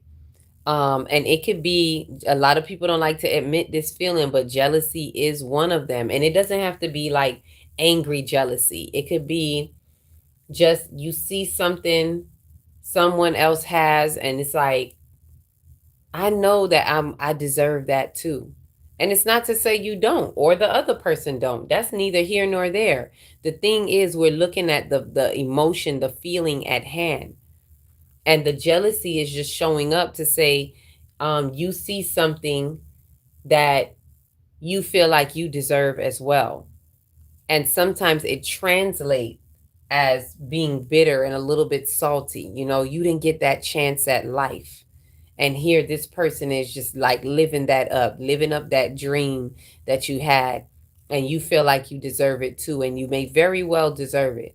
The point is, because you have not manifested it in somehow, some way, some shape, some form, or maybe it's sabotage, maybe it's self-sabotage, maybe someone else is sabotaging you. But either way, the it's the fact of the matter, the truth of the matter is that because you don't have that, it can translate as you know, I'm a little salty. Why you get to have that? It's very healthy when you can admit that you're salty about some things. Like, I do it just for fun. Like, do it for light things. Do it if you practice doing it for light things, then it happens for the heavier things. It'll help you be more prepared to do it when for heavier things. What do I mean by that? A lot of times it could be something real small, and I'll just admit, yeah, I feel some type of way. You know, I could be playing around. It could be me with my children here, and I'd be like, "Ooh, I'm jealous. I wanted that." It could be over like food, like they could have a piece of food that I wanted and they took it up, and I'd be like, "I'm jealous. I wanted that." You know? So when you practice admitting it, you are practicing communicating with your feelings. You are practicing how to extract the truth of what you're feeling for a reason. So now when something major happens, you get that feeling. It's like, oh, I know this feeling. I know what that is. I'm jealous. I want something. What is that? Let me sit with myself. You don't got to talk to nobody about it. It's you, me, myself, and I. Sit with yourself and be like, what is it that I'm jealous about? What is it that I feel like I deserve, that I need? And, you know, and then you, even when you work it out like that, you start to release even the other person from it. You realize it's not really about what you have and what I don't have. I mean, life is a reflection. So what just happened is I saw the reflection. You, as a reflection, represented and showed me something that I don't have. Thanks for the reflection. Thank you for reminding me that I too deserve this thing. Thank you for being and this is how we alchemize things, when we learn to identify them rather than, oh my God, why you have it and I don't. You know what? Thank you for being that reflection, that reminder, which is now motivating me and inspiring me to do what I need to do for me. Because chances are I don't have it because I'm not doing what I need to do. Accountability. Just like we didn't have the boundaries. I'm not doing what I need to do so that I don't got to be salty and bitter. What's my responsibility in this? Ashe? Let me see what we have here. Salty food. So that's a salty. I answered for the salty. Is there any other foods that anybody is craving that they may have a question about? Let me see. Comfort foods. The comfort food question. How am I not respecting myself? Yes. How am I not respecting or honoring myself? And the salty food question would be, how am I not? That's an honoring question too. But again, because it goes with crunchy, where am I not setting my boundaries? But as I just explained, what is it that I am not? Oh, let me make sure y'all don't get cut off. Where is the? I gotta plug it up. Hold on, y'all. Because if I don't plug up the phone, I may lose you. I may lose you. Let me plug it up. The phone just went dark, so okay, there we go. All right. Look within. Yes, salty question. Oh, okay, she's talking to you. Self-sabotage. Yes. A lot of self-sabotage happens because we're not honoring ourselves. We're not honoring what we know of ourselves. But there's something I was going to say about the bitter question, because it's realizing that, you know, you don't have what you're supposed to have because you didn't do what it is that you needed to do. So where am I sabotaging myself? Right? Where is it that I'm not allowing myself to be the best that I can be? Where is it that I'm not motivating myself or stepping up to the plate? Ask yourself that so that you can, instead of it being a projection outward to something that is that's happening as a reflection inward, instead of focusing on that, you're looking at within, right? As Looks Human just said, looking within, right? So another way to help counteract self-sabotage, of course, is looking within the self and seeing what is it that we have for ourselves or honor for ourselves, and how can we manifest that, right? Is there any other food? Let me put, hold on. I got to set the phone properly now that it has, it's a little awkward now. Let me see if I turn it to the side, will it rotate? Orientation. Let me see. Orientation is locked, rotate device back. Why can't we rotate? Anyway, where is it that I'm not honoring or motivating myself? Yes. And that'll help us prevent us from being salty and annoyed in things that we need to do. What is it that I'm bitter about? You know, with salty, what is it that I'm bitter about? Is there any jealousy? You want to check yourself, do a true self inventory. Is there any jealousy? Is there somewhere where I may have been holding this? Right? See, I want to put the phone down, but damn, I need let me see if I can put it on the hook to get a better, 1 second. Let's do a type of phone adjustment right now to see. Nah, it's going to give me a different angle, and then I won't be able to access the board the way that I want to. Let's see how it works. Let me turn down the light a little bit because it's bright light, bright light. And then let me put it on so I can,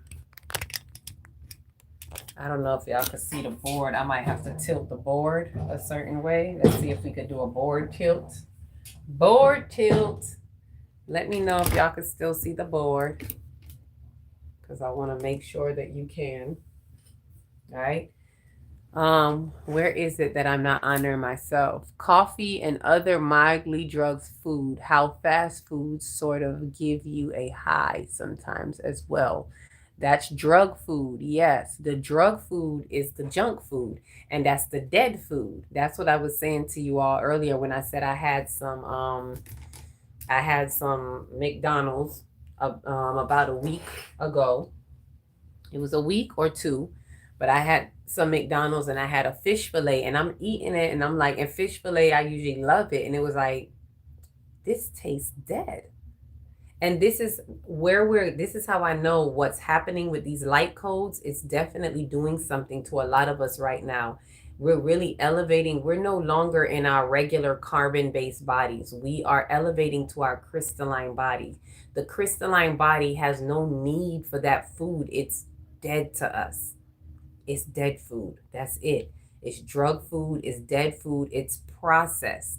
Remember, in the detox, we're moving away from all processed foods, right? Let me see, where is the alcohol? I want to wipe the board without having to struggle with it. So give me a moment. Let me grab the alcohol so that I can erase the board, right? Yep. Dead food, poison, poison, poison, poison, put poison. Y'all can tell my background, right? You know you know the era that I come from. So, coffee. Remember, on this detox, you want to stay away from coffee. Coffee is definitely a blocker. It's going to block. Teas, no coffee.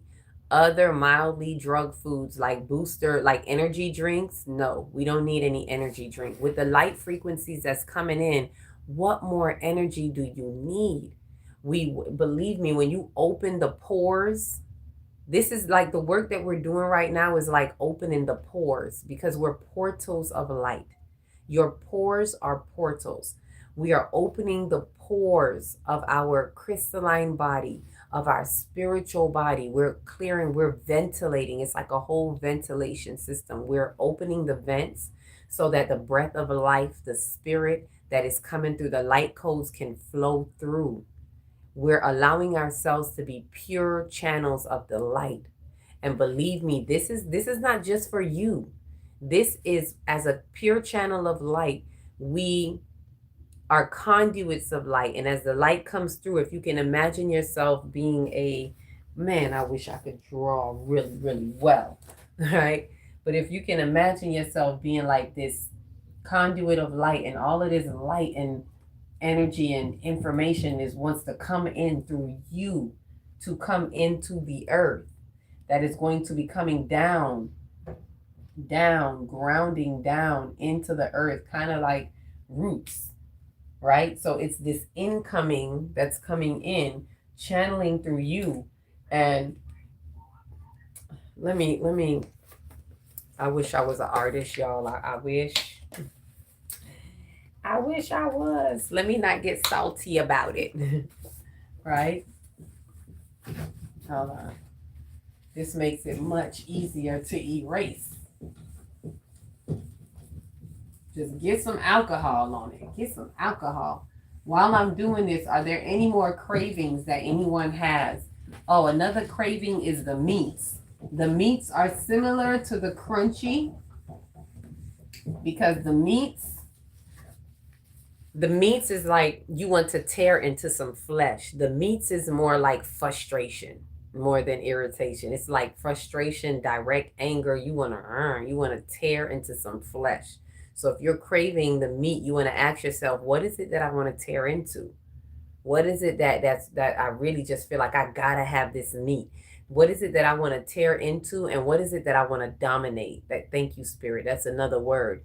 It's like when you tear into the meat, it's also low key subliminal message for I want to dominate something, right? You don't feel like you have dominion over things. And this is a mankind thing. This is why mankind feel like they got to eat flesh, because you need dominion. You want to dominate. You want to be at the top of the food chain and dominate everything. So when you tear into some flesh, it's like saying, I dominate that.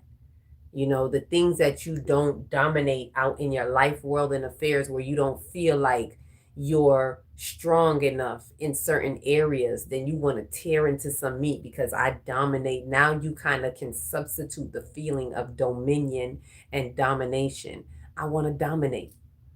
And this is the first time that I've said that in any of our Detox to Detach, right? And Carly, who is here with us, she knows that, right? You've been through some of our Detox and Detach, and I can guarantee you've never heard me say dominate when we've talked about flesh. I've never brought that up.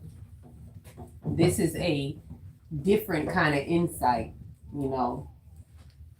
This is how I know when I'm doing certain things, and the information. This is just a fresh download that just came in right now, because I've never talked about it in that way, and it is the truth. So when you are wanting a meat, you got to ask yourself, what is it that I want to dominate? Right?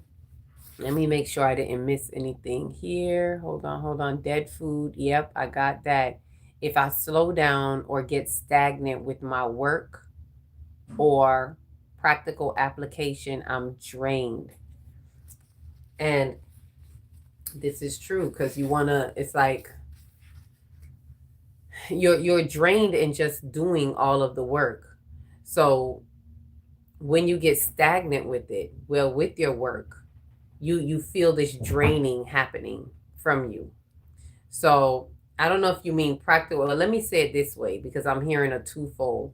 Are you talking about the work as in I go to work 9 to 5 type of thing? Or are you talking about the work, this work, like soul work, right? If I slow down or get stagnant with my work or the practical application. So I'm assuming you're talking about the soul work. Is it that when you slow down, you get drained? Let me get a little clarification on that question, because something has slowed me down as I was answering it. It's like, hold on. So the question I'm asking is, are you feeling drained because you slow down?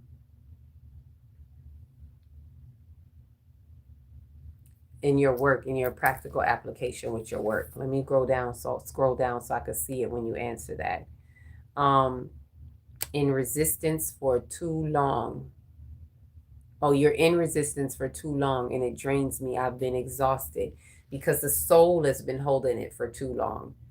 Right? It could be this lifetime, it could be past lives that the soul has been holding it, and it's like if it feels exhausting in the soul because it's time to give up the resistance. And thank you for putting that, because that's exactly what I was going to draw an example of when it comes to resistance. Meat equals I want to dominate. Yes. What about those with spicy cravings? Spicy is very similar to the salty, but there's a slight difference. Hold on, I'm going to get to that. No, it's a first for that one. Yep. I knew it because I've never mentioned dominate before. I usually would say meat is something that you're frustrated with, that you want to tear into this flesh because you're frustrated and anger. And the next thing that came as I was saying that is like Spirit wanted us to know that it is because we want to have dominion. And it's because we should tell you it's an ego thing. It's where we don't oftentimes feel good enough or strong enough or whatever it is that we may feel weak to. So in order to counteract that, we want to feel like we dominate something and we have some type of dominion. When I'm not doing the soul work. Okay, yeah, so that's what you meant. Not trusting myself and not trusting my guidance. And that is what makes us salty. Like I was saying before, another salty question is, where am I not trusting myself? All right, where am I not trusting? Not salty. It was the other one. Bread food. Where am I not trusting myself? Where am I not trusting my guidance? Remember that solar plexus is the intuition of the gut. Where am I not trusting what is being shown to me or seen to me? And by not trusting it, then I allow myself to be hurt, feel drained, feel less than, feel not good enough. Right? Yes, the ego craves that dominance because remember, the ego is hardwired to protect. That's just the job. We need that ego because as we come into this world with some stuff, right? We chose our soul, our spirit chose the soul's course. So whatever is happening in your life, this is why I stopped practicing saying, this is not fair. And I was the queen of this is not fair. When I went through my dark, teenage years and what, oh my God, life is so unfair. Life sucks. I hate life, blah, blah, blah. Life is very, very fair. This is why we have to understand, overstand, and understand our purpose. Your spirit purposefully chose your lovely life to have every ugly part of it. It chose the particular course of hardships so that you can transcend it. It chose that. So we need to know that so we can trust that and stop doubting that.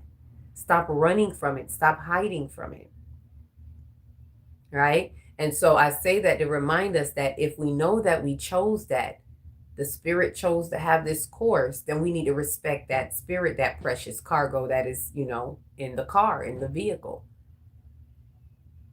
And the ego is hardwired as a gift. We get that ego. That's part of our gift.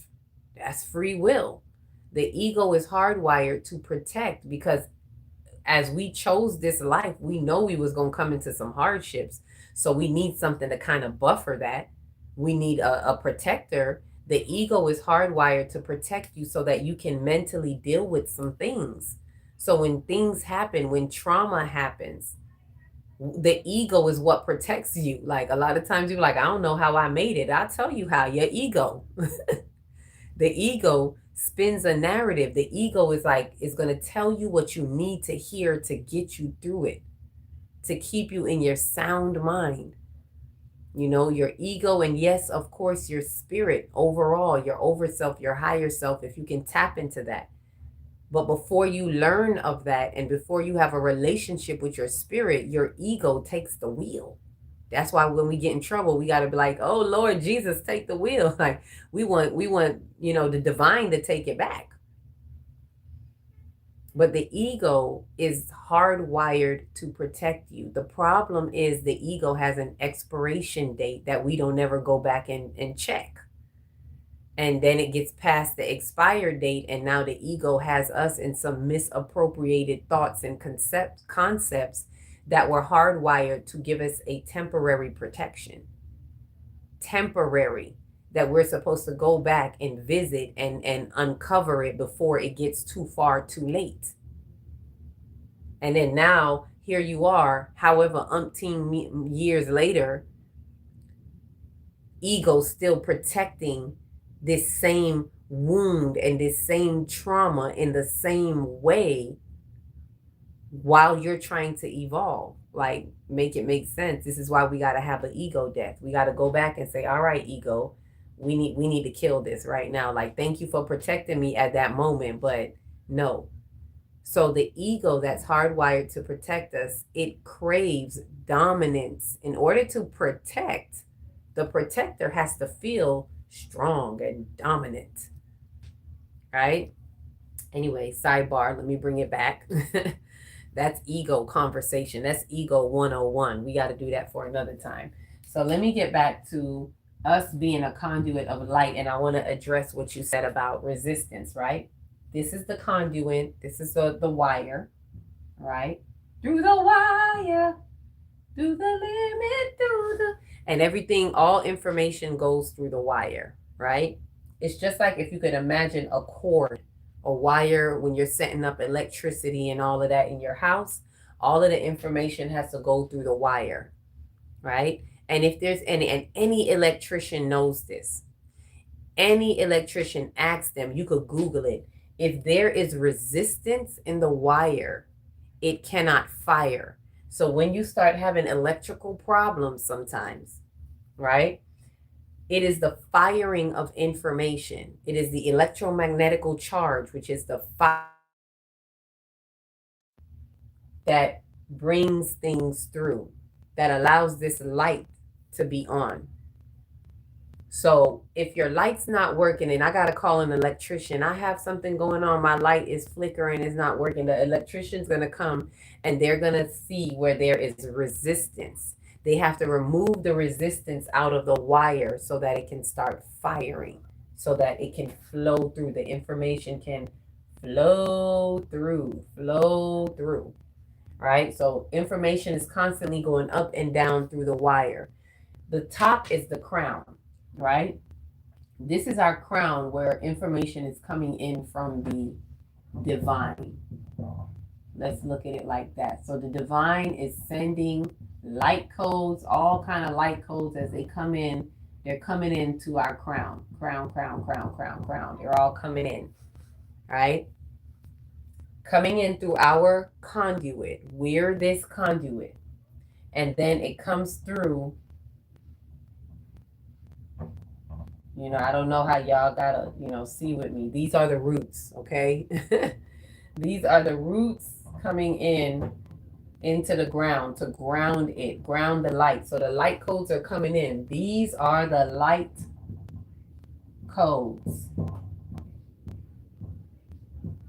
right? Coming from the divine in every which way, whether from the galactic center, from our sun, the raw light codes from the sun, all of that equals the divine.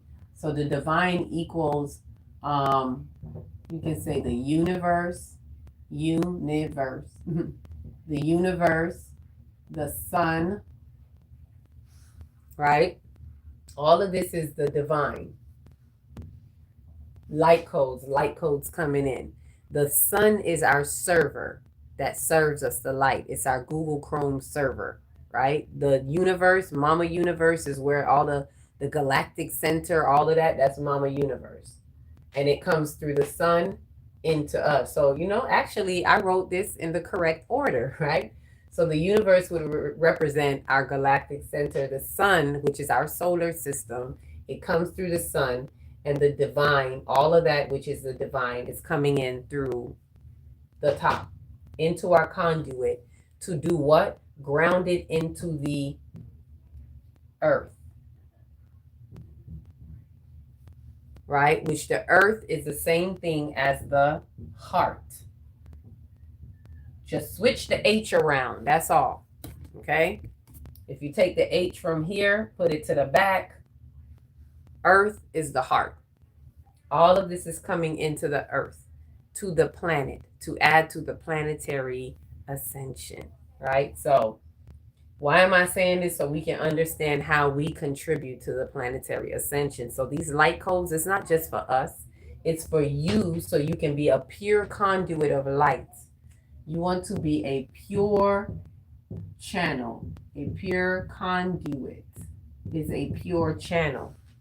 And the more you are a pure channel, the more of those light codes that are streaming through you and coming into the earth, that are amplifying, that are speeding up the ascension of the planet, planetary ascension, right? So, okay, let me get back to the resistance. I say all that to say this. Now, if all of this is coming through, wherever we have resistance, like let's say the light is trying to come through here in this way, and as it's coming, there's a big block of resistance. And then here, there's even here, somewhere in the middle, there's a big block of resistance right here. So the light has to kind of find its way through the middle here, right? So wherever you have resistance, let me put another one here. The light can't just come straight through. As it's coming through, it's going to stop here where there's a block. It's going to stop here where there's a block. And if we got multiple blocks in the area, like it's congested right there, how is it getting through? It's like blood clots. No pun intended. Blood clot. It is like clots that are blocking. So anywhere where there are points of resistance in you are blocks. And this could be mental, emotional, as well as it can be physical through the foods, which, as we just learned, physical through the foods still means mental, emotional from the consciousness, right? So the foods that we eat, processed, and all of that is blocking our conduit, blocking our physical body as a conduit of light. The emotions are blocking our conduits. Now, these resistance are wounds.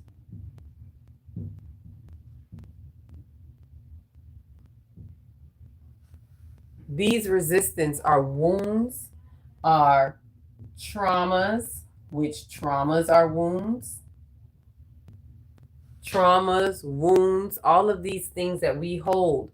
Other resistance could be,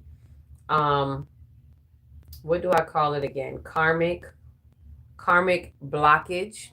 Karmic blockage from previous lifetimes. There are resistances there that are from previous lifetimes. And a lot of times we don't get to that until we do the work for this lifetime.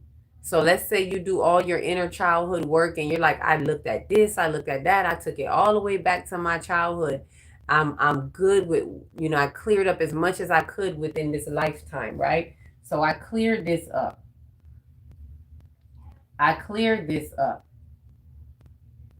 Right? So this is flowing. We getting flow coming through. But then there's something here. We didn't see that. We might have even cleared up, it's like, man, I cleared up all of this and you're feeling better. Light codes are flowing through, but there's still something there, and it might be a big one. Let me make it even bigger. It might be a really big one from a past life, right? A past life. That's that wound. That's that karmic, what I call karmic trauma. Karmic trauma for your mama. That's what that is. So you have karmic trauma, wounds, regular traumas, but the karmic ones is stuff from past life. So as much as you clear up in this life, we still got to work on finding the patterns. There's a pattern.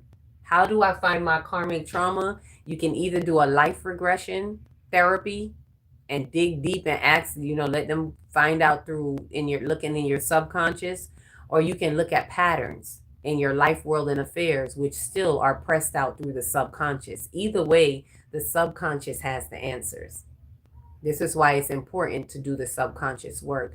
This is why I do the what's the next workshop I got coming up? The Divine Chakra Moon workshop, which we will be doing next week, which I do quarterly. So if you don't catch this one, I'm not doing it again until September. So it's if you find this resonating with you and you find it helpful, the working into the subconscious mind, that's what the workshop is. The Divine Chakra Moon workshop helps us tap into the subconscious mind. It is the soul unlocking. There you go. It unlocks the soul codes. And those are soul codes, are things that are locked in your subconscious mind. We tap into the subconscious by doing that work in the with the energy centers and the celestial bodies. 7 days working with the root chakra, going up to the crown, transmuting and transcending, so that we can unlock certain codes that are in our subconscious, right? Story for another day. Just letting you know that. Just know that. Just know that. Any questions about the conduit of light? Any questions about why it is important that we clear up these blockages? This is how the detox, the detach is helping you to clear these things up. How are we clearing up the wounds? Because we're addressing those thoughts and feelings. We're addressing the mental and emotional body, which is the sacral and the solar plexus. We are addressing the feelings that indicate to us what's really being held in the conscious mind that is being pressed in the body and showing up as cravings, right? So this was a sidebar. I didn't plan to do this this part, but I felt it was need for us to see the resistance. It's really important that we understand the resistance that we put up. And if we don't do the work like what I'm explaining right now, if we don't take the time to pay attention to these cravings that tell us the feelings, so we can face and address these feelings and eradicate it through those means, then we still have resistance. No matter how much light codes are coming in, you see how it's going to be hard for the light codes. It's like that game where you put in a coin and it has to go through and it ping, ping, ping, ping, and it hits everything on the way down. Now, do you want a conduit that has to go like that? Or do you want a conduit that just streams the flow of light codes through you into the earth? That's the difference of what type of vessel you are. Ashe? Now, what is next? This is the last part of this segment, I believe, unless Spirit tells me something more. I'm going to close out with this. So now I'm going to break down the feeling wheel so that you can see the emotions that I was telling you about. So mind you, this detox is detox and detach is really helping you to detach from these particular thoughts and feelings, for you to transmute them, for you to alchemize. Most importantly, alchemize. Right? This is a true healing. As I always like to say, there's nothing to be healed, only truth to be revealed. This is a revelation. This, what I'm sharing with you, the detox, the detach, this is the book of revelations that we need to go through. Revealing, allowing yourself to feel so it could be revealed, so that it can be healed. There's nothing that we don't need to go and deal directly with the healing. We need to reveal.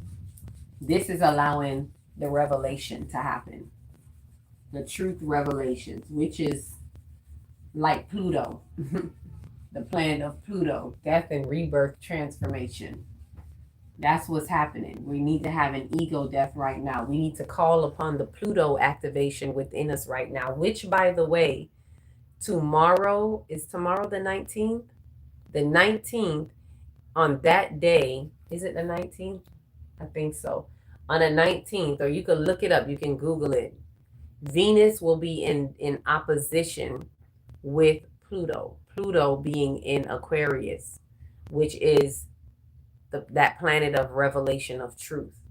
But it is through a death to rebirth transformation. And Venus being in opposition with it is going to unfold that, if you will. And so remember, opposition is just asking for the balance.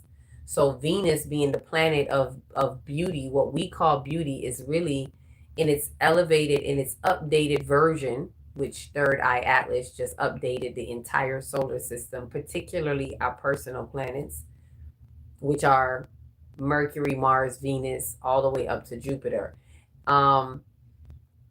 Venus was updated to understanding, from beauty to understanding, because really that's understanding. It's a feminine quality. That's why Venus represents the feminine quality of understanding, of beauty.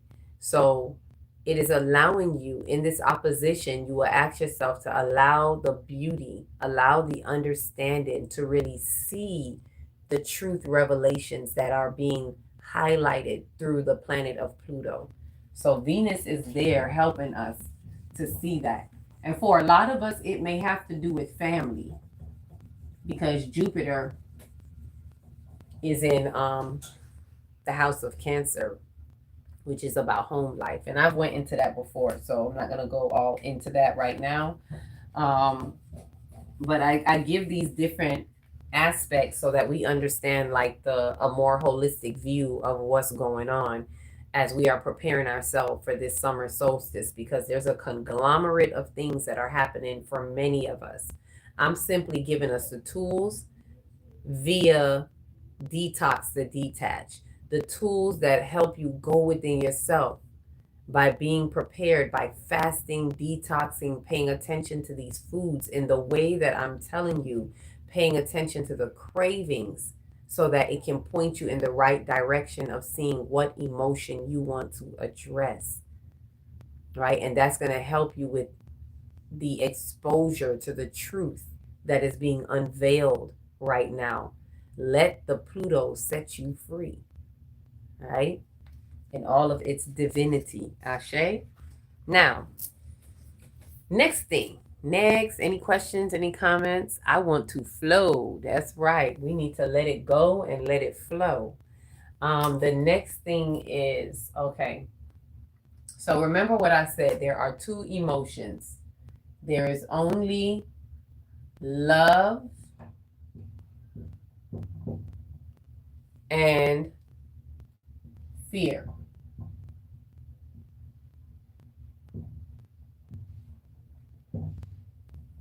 All right. Is there anything else I need to explain about this detox? I feel like spirit is like, hold on. This is the last thing about the detox, right? And then the one more thing that I want to share with you is about what it looks like, of what we need to be detaching from in our life, world, and affairs. What that may be showing up as, so we know what to look out for while we are fortifying ourselves and preparing, right? So at a very physical level, what it is that we could be looking out for, and what is it that we can be doing physically in our environment to fortify ourselves through this process, right? Because it all goes together. We can't just do things in one part and then in the next part we completely let ourselves go. This is not something that you just, I don't know, like you just take the information and be like, oh yeah, I know that. And then we turn off of this, we come off of the live, and then we go back into some live foolishness. You get what I'm saying? So let me give you the wheel. Am I making this big enough? Can you see it? I think I need a better color. Don't I have green? Let me see it. I got green because I want to see this a little bit better. All right, let's see what green do. Let's see what, okay. Can we see that? Can we see that? Okay, that's love. Love. I know my circle is not perfect. Let's bring it over like that. Like that, y'all. Like that, y'all. All right, let me fix this because the Virgo in me is annoyed with this. I got to do it to perfection. My Virgo aspect is like that circle is not right. I know you can't draw, but damn, right? So fear. Remember, at the core, right? At the core is love, right? And I'm writing it real small because I'm going to have to write some other words in there. So the core is love and the core is fear. The outer layer, the outermost layer is, let's start with, ooh, I usually start with, I knew I wrote something differently. Let me go with fear. I don't, can you see, can y'all see this? No, this is not writing clear enough for me. I need another sharp color. Can we see that? Yes.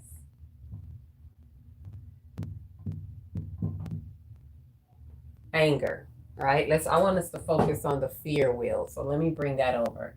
So anger is the outermost layer, right? Remember I said there are 7 main feelings that we want to look at. So you may want to write this down and have this for yourself as well, because this is what I call peeling the onion, peeling the layers in our emotions. So when we're looking at our feelings, see, I went through all the cravings and feelings, right? What cravings equal what feeling. Now, what I'm sharing with you is looking at the feeling to see how, when we peel the layers, how it gets to, the core feeling, right?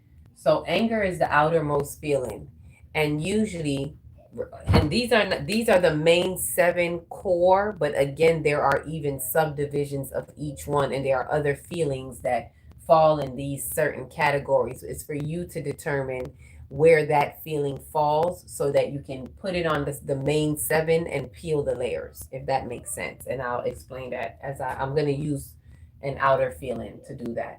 So anger, once you feel anger, whatever it is you're angry about, if you peel the layer, let me say, okay, I want to go through this smoothly. When you peel the layer of anger, the next thing is going to be mad, right? You peel the layer. Why am I angry? Well, I'm angry because I'm mad at something. All right, so find out what you're mad at and then peel the layer of that. Why are you mad? Well, I'm mad because, and this is the part that is sometimes hard, I'm mad because I'm sad, right? A lot of us want to stay at anger and mad. I'm mad, I'm angry. Sad is where we got to be a little bit more vulnerable, right? Nobody don't want to say they sad when they really, mad. We need to find out if I'm mad because I'm sad about something. What is it that I'm sad about? Even though I may not recognize the sadness, it don't mean you walking around mopey and crying and whatever, but there is something that you are sad about, which is why you are mad. So when you peel the layer of sad, what is it that I'm sad about? Well, I'm sad because I am hurt. Here comes the hurt, right? I'm sad because I'm hurt about something. Something has hurt me. So again, these are the 2 that oftentimes a lot of people don't want to admit to, and or they label it. They don't even realize it because they feel like because they're not crying or mopey that they don't see where they're sad and hurt. So then you ask yourself, if I'm hurt, what is it that I'm hurt about? Well, I'm hurt because I am disappointed. Right? It looks lighter when I'm okay. Can you see it? I'm hurt because I'm disappointed. right? This is us peeling the layers, layer after layer after layer. I'm hurt because I'm disappointed. Oh, I did say, I just remembered somebody had asked me about spicy. I'm going to get back to that, what spicy is as well. Um, Hold on, because I think I did answer it, but I said that spicy was similar to salty, but it has a slight difference in it. Faithfully, let me see if I can pull it back up. 1 second. Let me close that back out. Okay. 1 second, y'all. Where did it go? I had it right here. Okay. All right, let me finish this and then I'll get back to that. So, mad, sad, hurt, disappointed. When you peel the layer of disappointed, why am I disappointed? Well, I'm disappointed because I had, and this is where it gets a little tougher too. I'm disappointed because I had an expectation.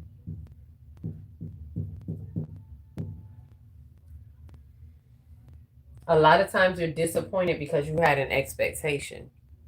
And the expectation is what allows you to be disappointed, that allows you to be hurt, sad, mad, and so on, and into anger. We have it. This is why expectation is not good. And this is one of the hardest things for us to work on a lot of the times. Because even in conversations, we'll say, well, I expected you to do this, and that.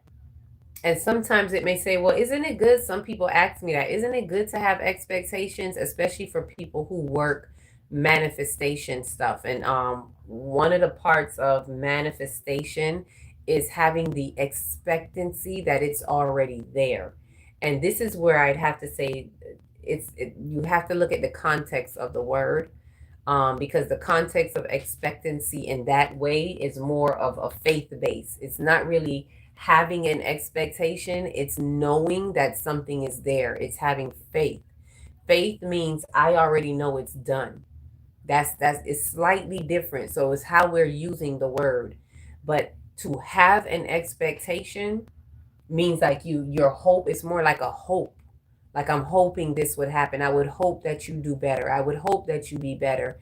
And even in that, people think it's good. Like, isn't it good to have good expectations?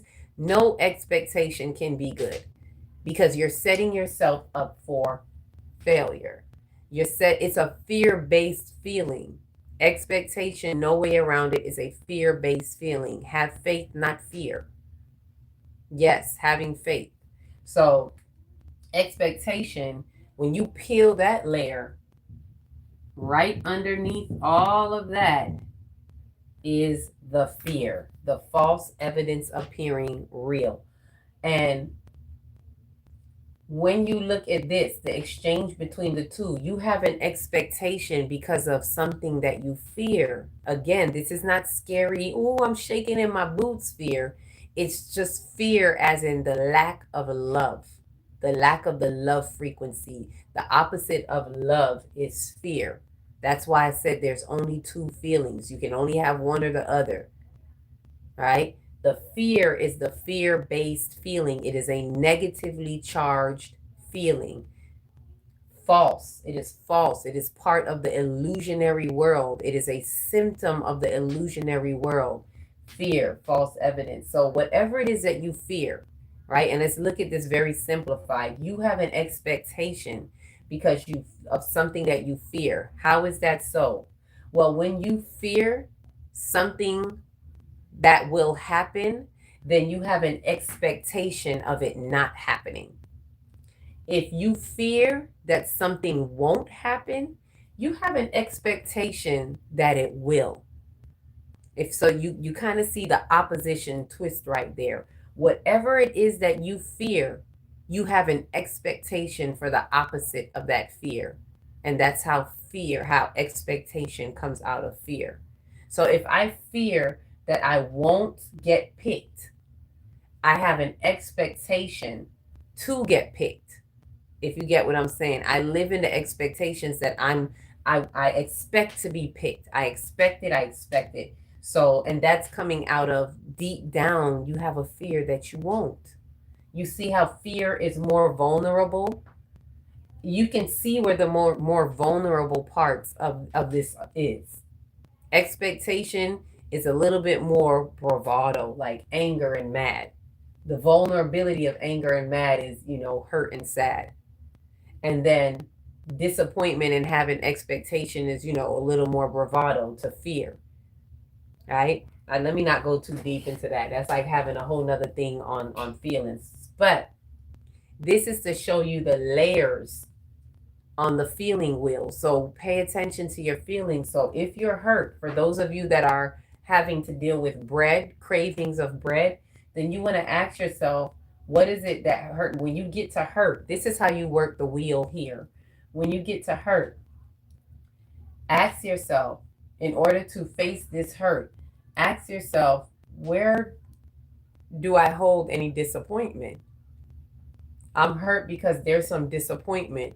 Where do I feel disappointed? This wheel, peeling the layers, is what's going to help you alleviate your feelings. As someone said earlier, how do I get rid of them, right?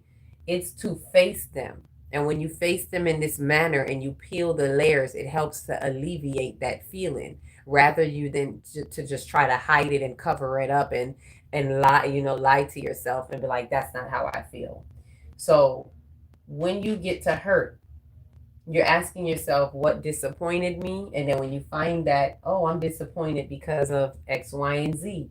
All right, so where's the expectation that I have? What is it that I have an expectation of? And then, oh, I expect da da da da da. So then where's the fear? And when you find that fear, you transmute it into love. You face, it's not just the fact that you find it, because some people may say, well, dang, if I that's all it takes is for me to find the fear. There's a transmuting that happens. There's alchemy that happens, because if you really understand that all fear is false evidence appearing real, then when I address the thing that I'm holding in fear, I have to realize that it's false. I have to realize, I have to now alchemize that by realizing where the illusion is in that. And then I have to pour in love. The opposite of fear is love. So I need to pour in love to transcend that. And I'm not talking about fluky love. I'm talking about unconditional agape love. I have to love the experience. I have to understand, overstand, and understand why I'm holding this fear in the first place so that I can transmute it in love. Because the fear is coming to teach you that love is existing, that love is here, but you have to be willing to see it. This part that I'm telling you is the alchemizing part. And now this is how we got to get you switched over to the love, right? Another thing to look at anger, as you notice, for those who had the crunchy, even the sweets, because remember the sweets is suppressing the anger. The sweets may also be hurt. You have to kind of decide what that is for you by taking a deeper look in. The sweets may be, if it's a depression that's coming from sadness, the sweets may be trying to cover up that sadness and that hurt. So you may want to start there. What am I sad about? What am I hurt about? Right? Which still an outer expression of that is anger and mad. So what is it that I am suppressing, that I'm not even allowing myself to be angry? And then the frustration. So you see how I'm intertwining all of that right now. What I'm doing is I'm showing you how you can understand these cravings and then take the approach, put it in the right area, was what I'm saying. If you have any frustration and irritation and annoyance, that's, mainly something you angry and mad about. So you go here and you ask yourself, what am I angry about? What am I mad about? Right? Frustration. And so I'm showing you so you can know where to go on the main 7. So whatever things that you're feeling, if it's not on this chart, find out where it exists on the chart. Right? If I feel bitter, what bitter What is your bitter most closely to on this chart? Oh, I might be bitter because I'm disappointed about something. You know, the salty aspect. So this is how you take whatever feeling you have. This is how you work the feeling. You work the emotions. You take the information and you alchemize it. You work it. You don't let the feelings drag you down. You get to work. You peel these layers. Look at where they exist, right? And then transmute it into what? Love. Now we want to find what the opposite of this thing is, of each one. So fear, obviously, is love. Um, the opposite of fear is love. The opposite, let me start from the outer again. Let me see. No, I want to go up when it comes to love. So I want to transmute it. Love is at the core. And I'm writing it like this, but usually it'll look like this. You'll see love in the middle. Love is the core circle. And then you'll have expectation, disappointment. Well, I'm speaking for these. You may have fear in the middle, and then you have all these other ones in layer. So you have to peel the layer and so on. So you may have fear, then expectation, disappointment, hurt, sad, mad, and the outer core, the outer layer being anger. Just to kind of show you what it would look like in the layered way, in the layered aspect, you know, because I'm writing it more linear, but it's really fear in the middle and everything else is surrounding it. So let's go with how we're writing it here. So there's love. Love is how we transmute what we're transmuting it to. Let me make sure you can see this part now. All right. So the love, the opposite, we're looking at the opposite now, how we can transmute it to love. The opposite of expectation is acceptance. And that's why you sometimes hear people say acceptance is a very high frequency. It's the next thing to love. Acceptance. So instead of having an expectation, accept things and people for who and how they are. Accepting does not mean to have them treat you like crap. It does not mean accept the behavior. It means accept what they are showing you. Accept them to be that so you can stop expecting them to be better. Stop expecting them to change. Accept them in love, not with bitterness, in love. In the love frequency, the love says, you know what? That's just who they are.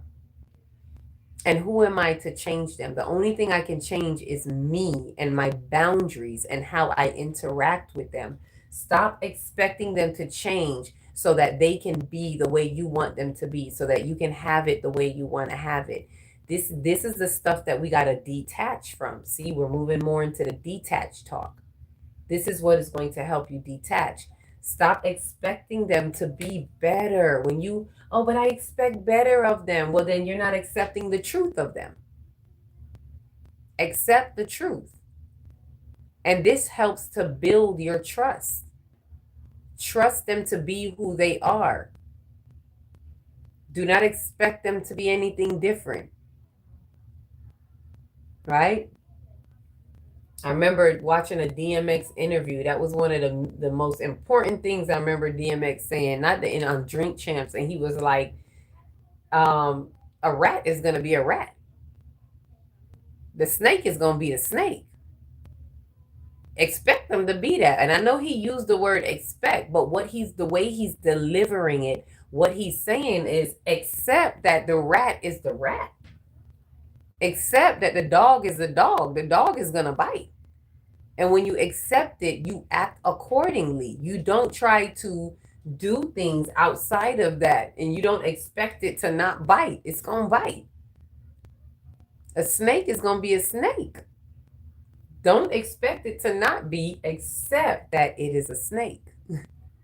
Right? So acceptance is very key. And I practice changing this in my language. Even when I'm speaking to my children, sometimes we as adults are like, I expect better of you. And then I have to catch myself and like, oh no, that's where I went wrong. Yeah, I'm not supposed to have an expectation. No, I accept you to be exactly who you are showing me to be.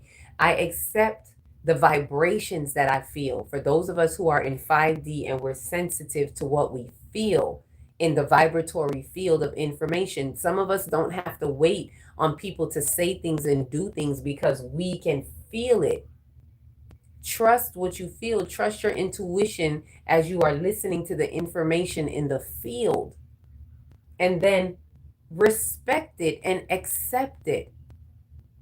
Accept that that information is highlighting something to you. Accept the vision that you had. Accept the dream that came and showed you something. Accept it. Don't deny it and live in expectations, right? And I'm going to stop right there. Let me not keep going. You get the point. The opposite of disappointment is satisfaction. So you want to alchemize everything that we're putting here is what you're alchemizing to. You want to alchemize that disappointment into satisfaction, right? Be satisfied. And see, when you have, you notice how all of this builds, right? If you love rather than fear, love the truth that is here. Love lights the truth. And in that love, it affords acceptance. And because you have accepted, you can now be satisfied. There can be no disappointment when you accept, right? And vice versa. You cannot be satisfied when you live in expectations, right? So accept and be satisfied. Satisfaction is the opposite of disappointment, right? The opposite of hurt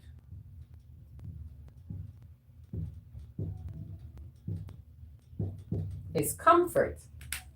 Now you see why we said the breads are comfort foods. The opposite of hurt is comfort. When you are satisfied, you will be comforted. You will not be hurt. Right? When you have comfort, comfort is a type of security and safety. When you feel safe and secure, you will not feel hurt. Right? So this is what we want to alchemize. If you find yourself feeling hurt, ask yourself, what is it that I need to be comforted? What is it that I need to be comfortable, which is a root chakra question for those of you who have been in a workshop. And believe me, you're going to want to, this workshop is an opportune time to do this right now. It's right after the summer solstice, gaining your light codes. And then it's right before the upcoming eclipse in March, right? Before we get to that ecliptic window. So this particular workshop is really divinely, appointed at this time. This is something you don't want to pass right now, that we're going to be going into looking at things like this. So on the root chakra, we talk about, things that we need. What do I need to feel understood? What do I need to feel comforted? What do I need to feel nourished? Because it's all about safety needs. Feeling secure and safe is your comfort, right? So it's so light. I thought I wrote it stronger than that. Okay. Comfort. All right. The opposite of sad, of course, is happy. Because I'm happy. Right? And so when you're comfortable, of course you're going to be happy. Right? What is the other one? I feel like I had a blank right now. There's peaceful, something, and happy is the opposite of sad. The opposite of mad is, I thought it was happy, but it's not. I know happy is the opposite of sad. There's one of them that I'm drawing a blank right now. Let me know if you remember. Carly, let me know. 1 second.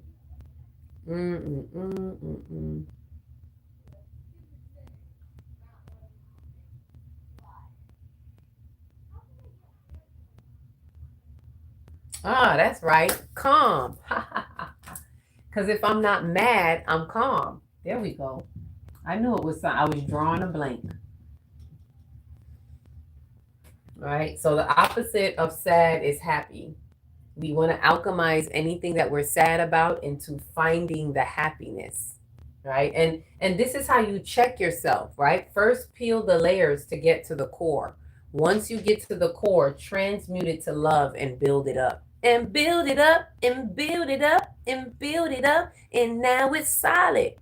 Sing it with me, y'all. Solid as a rock. Mm, mm, mm, mm, mm. The feel is still hot, hot, hot, hot, hot, hot. Y'all know what era I come from. I'm up here singing New Edition and singing Solid as a Rock. All right, so we break it down and we build it up. This is the transmuting, is what I'm showing you. So this is the alchemizing and the transmuting. So we find the feelings. Look at your cravings. Let your cravings take you to the emotion. Go up into the mind. Don't let the body take over. Break it down. Once you find whatever the feeling is, break it down. Connect it to one of these 7 core feelings, whatever it is, and start to peel the layer. Get it down to the core and then alchemize it over to the core of love and then build it up. Make sure you counteract each and every one of these feelings wherever it is. If you came in at hurt, make sure you build it up until you reach comfort, right? If there's something that you reached and let's say it's at disappointment, then make sure you peel the layer down to fear and build it up to satisfaction. Once you get to satisfaction, you are transmuting the disappointment that you had. You are alchemizing it and transmuting it, right? So if you come in at anger, for those of you who got the frustration and the irritation and even some depression, we want to know, what are you angry about? You need to know, what are you angry about? Peel the layers all the way down to the fear, and then once you cross over, bring it all the way up. All the way up. Bring it all the way up. Love, acceptance, satisfaction. Make sure that you find, once you are in love, this is the true meaning of being in love. All right? Not that Philios love, trying to have somebody else love you back. No, once you are in love, then build it up. Go all the way up into acceptance. Find satisfaction, find comfort, find happiness, find your calm. And then, as the opposite of anger, when you know you have truly transmuted it, you find your peace.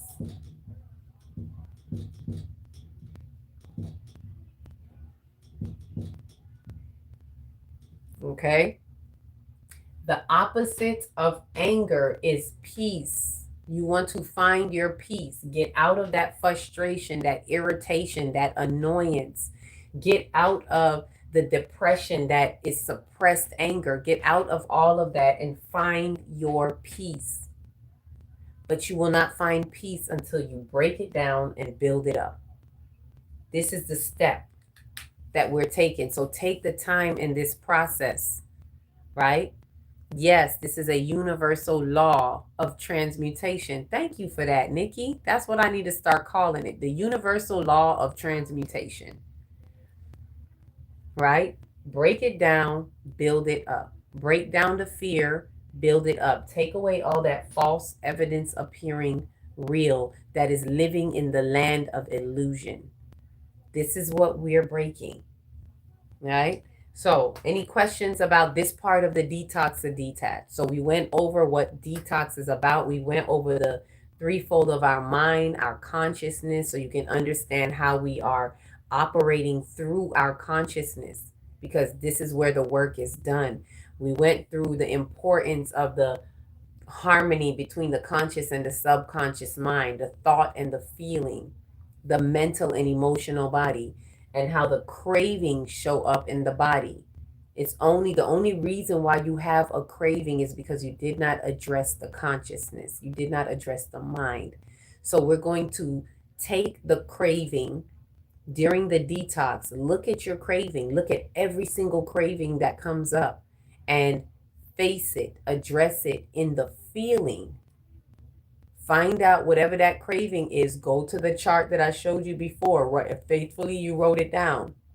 If you didn't, email me. I can probably forward you, something that has that. Let me see. Let me close that out. Speaking of that, I can probably forward you a image that has. I wish I could pull it up for you all. That has all of the things that we just talked about. So spicy. Let me share with you all what spicy is. Someone had asked about spicy. Um, it's also suppressed. Hold on, let's blow this up. Let me blow this up. Because I know it's very similar to salty. It's suppressed emotions. So when you have a craving for spicy foods as well, it's like having suppressed emotions. Especially like grief and sorrow. So if there's a lot of loss, all grief is loss. And a lot of people are feeling grief right now. There's a purging happening. They're losing a lot of people, especially if we're leaving the old self behind in the old timeline. As we ascend into the new timeline, there is a loss of that old timeline and everything and everyone that comes with it. Every bit of it, even if they're still living, it is loss. Grief is not just about loved ones that pass away. It is any type of loss. It could be your favorite pencil, as I always talk about, it could be your favorite little marker. And because it means so much to you and you lost it, then there will be grief. So give yourself room and space to also manage grief. So spicy has a lot to do with like grief and sorrow. So any blockages, if you have any blockages, you feel blocked in some way, shape, or form, and if you have any suppressed emotions, then spicy can come out of that, right? Let me see. And then sweets, along with that, has a lot to do with worry, rumination, and bloating, right? You may be fatigued. Sweets also come out of fatigue. I'm exhausted. I'm tired of this, which again is still a type of depression, right? Suppressed anger. What are you tired of? What are you tired of? You're not allowing yourself to be angry about something, and the anger is showing you that something is not right here. Let's look at anger like that for now, right? Instead of being like, it's such a bad thing, the anger is indicating to you that something is not right here. Something is out of order, and it's zero tolerance for it in your soul. So, therefore, there's anger, right? Anything else? Any questions? Any comments on our universal law of transmutation here? What we are transmuting. Okay, cool. So this is what we're starting with, what we're doing the detox with. Is there anything else? Okay, this is leading me into detachment. So last part of this that I'm sharing with you is what we are detaching from, and this is can look different for a lot of people. But if we don't practice the physical part of it, the food intake, because food is information and food is also distractions. A lot of times when we're busy in these distractions, we don't see what it is we need to deal with because we're caught in the distractions. So another part of this detox is helping to remove the rose-colored glasses. It's helping to remove the distractions, right? The foods that we're eating to feel comforted and whatever else. It's a distraction. Just think of it. Every time you're eating those salty, crunchy chips, you're like distracting yourself from what we need to be facing. Every time you give into a craving, it is a distraction from what we need to be doing in our consciousness. That is important for us to remove any blockages and resistance to allow the light codes to flow. It is very important in preparation and fortification, fortifying. Let me say it. I don't want nobody to say, did she say fornication? Fortifying the vessel to receive these amplified light codes that are coming, particularly with this summer solstice, right? It is very important that as we're doing this, that we pay attention in our life, world, and affairs where there are things that we need to detach from, aka the boundaries, right? How many of you here feel that there are things you need to detach from? Whether you know fully what it is or not, maybe it's just intuitively you feel that there's something. How many of you here feel like there's something you need to let go? And then my part two of that question is, do you know what that something is, right? How many of you feel like there's something that you need to let go? And how many of you know what that something is? All right, let me see who is willing to be a little honest here, right? Who's willing to share. It's not even a matter of honest, it's just who's willing to share. How many of you have this feeling? You just feel that there's something and it's been highlighted to you. All right. Some of us may not want to admit it, but there have been some things that have been highlighted to us, particularly while Third Eye Atlas was here from September to March, working through us, upgrading and updating us. And at the energetic seal, when it left, when it passed Jupiter and left, when it amplified, when it updated Jupiter in its expansion, and then left our solar system, we were left with the task of saying, now is the time.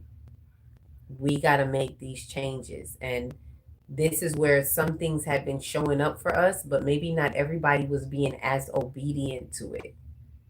I don't know about you, but for me, I was obedient immediately when Third Eye Atlas was leaving, and we had that that energetic seal, and it was a cosmic threshold at the same time, and it was time for us to do something different. And at that moment, I decided I'm not going to have this conversation. I had been having meetings, with my immediate family, and then I had one meeting, and I realized that this is really not going to get anywhere. It is what it is, and I was going to have one more with just my parent and my siblings, and it's like the day that I was supposed to have the meeting, I heard Spirit say, shut your mouth. Like, that's it. Say less. That's what I heard. Say less. And decided to say less. And in that moment, I canceled the meeting. I was like, it's okay. I think one of them called me and I was like, nah, it's okay. We don't got to have the meeting. And I stuck to that, reminding myself, don't say nothing to these people. The time of talking is over. We've learned what we needed to learn. We have broken the generational curses for ourselves. There's nothing to prove to them, and there's no amount of help that is going to help them. They've made if they wanted to be with you, they would be with you. If they respected you, they would respect you. They would honor the work that you do. And like Christ said, who is my mother? Who is my brother? My family are those that do the works with me. They would be there with you. So if you're not willing to do the works with me, you're not with me. You're not a part of my soul family. You are just simply my earthly family, which means you are my co-workers in life. I chose you to have a certain experience. I chose you to make my life difficult so that it would sharpen me to be where I am. And now I get it. I don't need anything else. So we need to detach. Why am I saying all of this? Because what I'm sharing is that we need to detach from the outcome. We need to detach from how we think it should be with our family. We need to detach from that attachment to the family in that manner. As long as you're living in this flesh and this time, yes, you're going to be related to them, but how you interrelate with them is different. It depends on where you are in your consciousness. You don't have to interrelate with them in the way that it was told or programmed to you, or the way it has been ingrained in you all your life. It is time to detach from that stronghold thought and that stronghold feeling that says, I gotta relate with them like this. It's time to detach from that. And this is a very difficult part. And that's why I'm sharing this very personal part with you, because I have to practice that and am still practicing that. Like recently, it's been a lot easier. But recently, even this week, I have to catch myself on there's things that we habitually do. And I had to catch myself with a particular family member that was like, they had already started taking their child from here where I used to be the caretaker for their child, and they already started taking them away because I'm too spiritual and I have sage and they're very Christian like, and this is not godly and things like that, even though what I'm doing is more godly connected than them, but that's debatable to them. And it's neither here nor there. The point is, as they chose to take their child out of the equation, then they have to stick with that. And this is what I mean about boundaries, right? Now, in the families, we may think that, well, if you can be there to help them, help them. And to a certain degree, yes, but I have to respect the choices that they chose and the choices that I am choosing. So what they would do is when they feel comfortable, they will bring them by. Now, you took your child out of my home saying you don't like what I do in my home, but when it's convenient, you want to bring them by, right? Oh, they want to play, and really energetically it's demon dancing. I'm gonna just call it what it is. And I recognize that. And so I had to realize this particular time when it was asked of me. Normally I'd be like, yeah, sure, I'm not. And I'm saying this as an example so we could see the ways that things creep up and sneak up. And unbeknownst to them, they don't know that they're being used as tools by the opposition to infiltrate and to distract you and your light work and what you're doing. They don't know that, it's unconscious to them, but they are being used. And we have to recognize that so we can know what to say no to. And so when they showed up, right when I was getting some serious downloads, they called. I think this was the day that I even got the message that I did the video, if you saw it, about the earth is listening and what is being asked of us for the preparation of summer solstice. And I was so, when you can feel yourself elevating, I was amping up. I could feel the rising of the vibration, the vibrational rise. And it's like, believe me, when you feel that rise, the other entities, they know that. They want to clamp down, and it's going to come in whatever way it could come. So then I get the call. Hey, what you doing? Oh, nothing. I'm here. Can I bring, so and so by? And I'm like, it seemed innocent. It was like, well, I'm just here and I'm not doing anything. So just for like an hour or two, that shouldn't be a problem.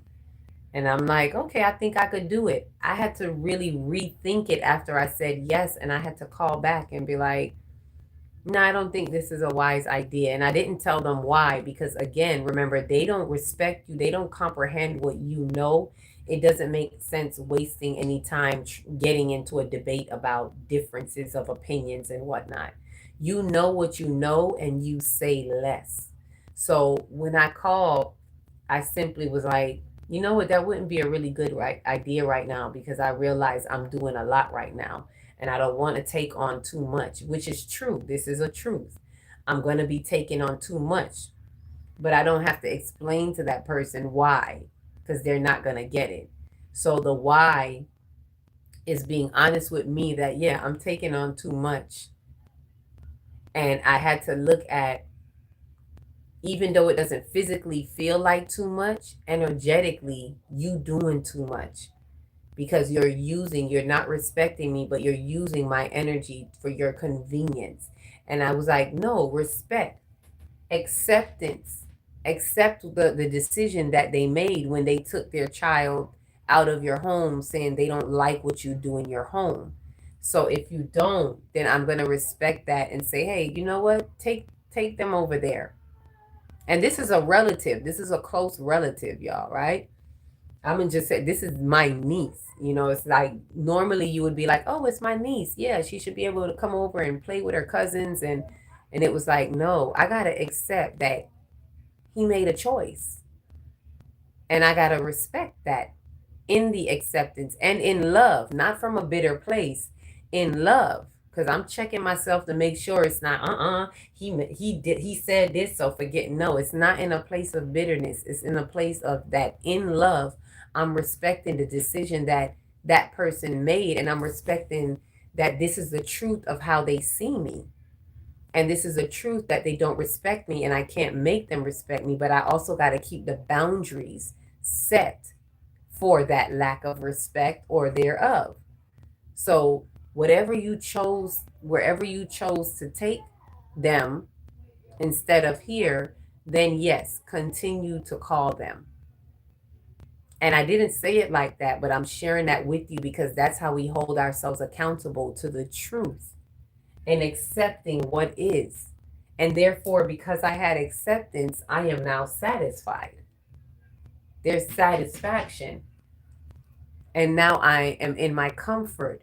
I leave no room for hurt, you know, because letting them in, letting down my boundaries and letting them in is now going to have some type of expectation because I'm going to now expect them to still respect me. Because if you come in my space, I'm going to want that respect. And then I'm going to be disappointed when they don't. And then there's going to be hurt. Right? Let me see what Look's saying. My ex partners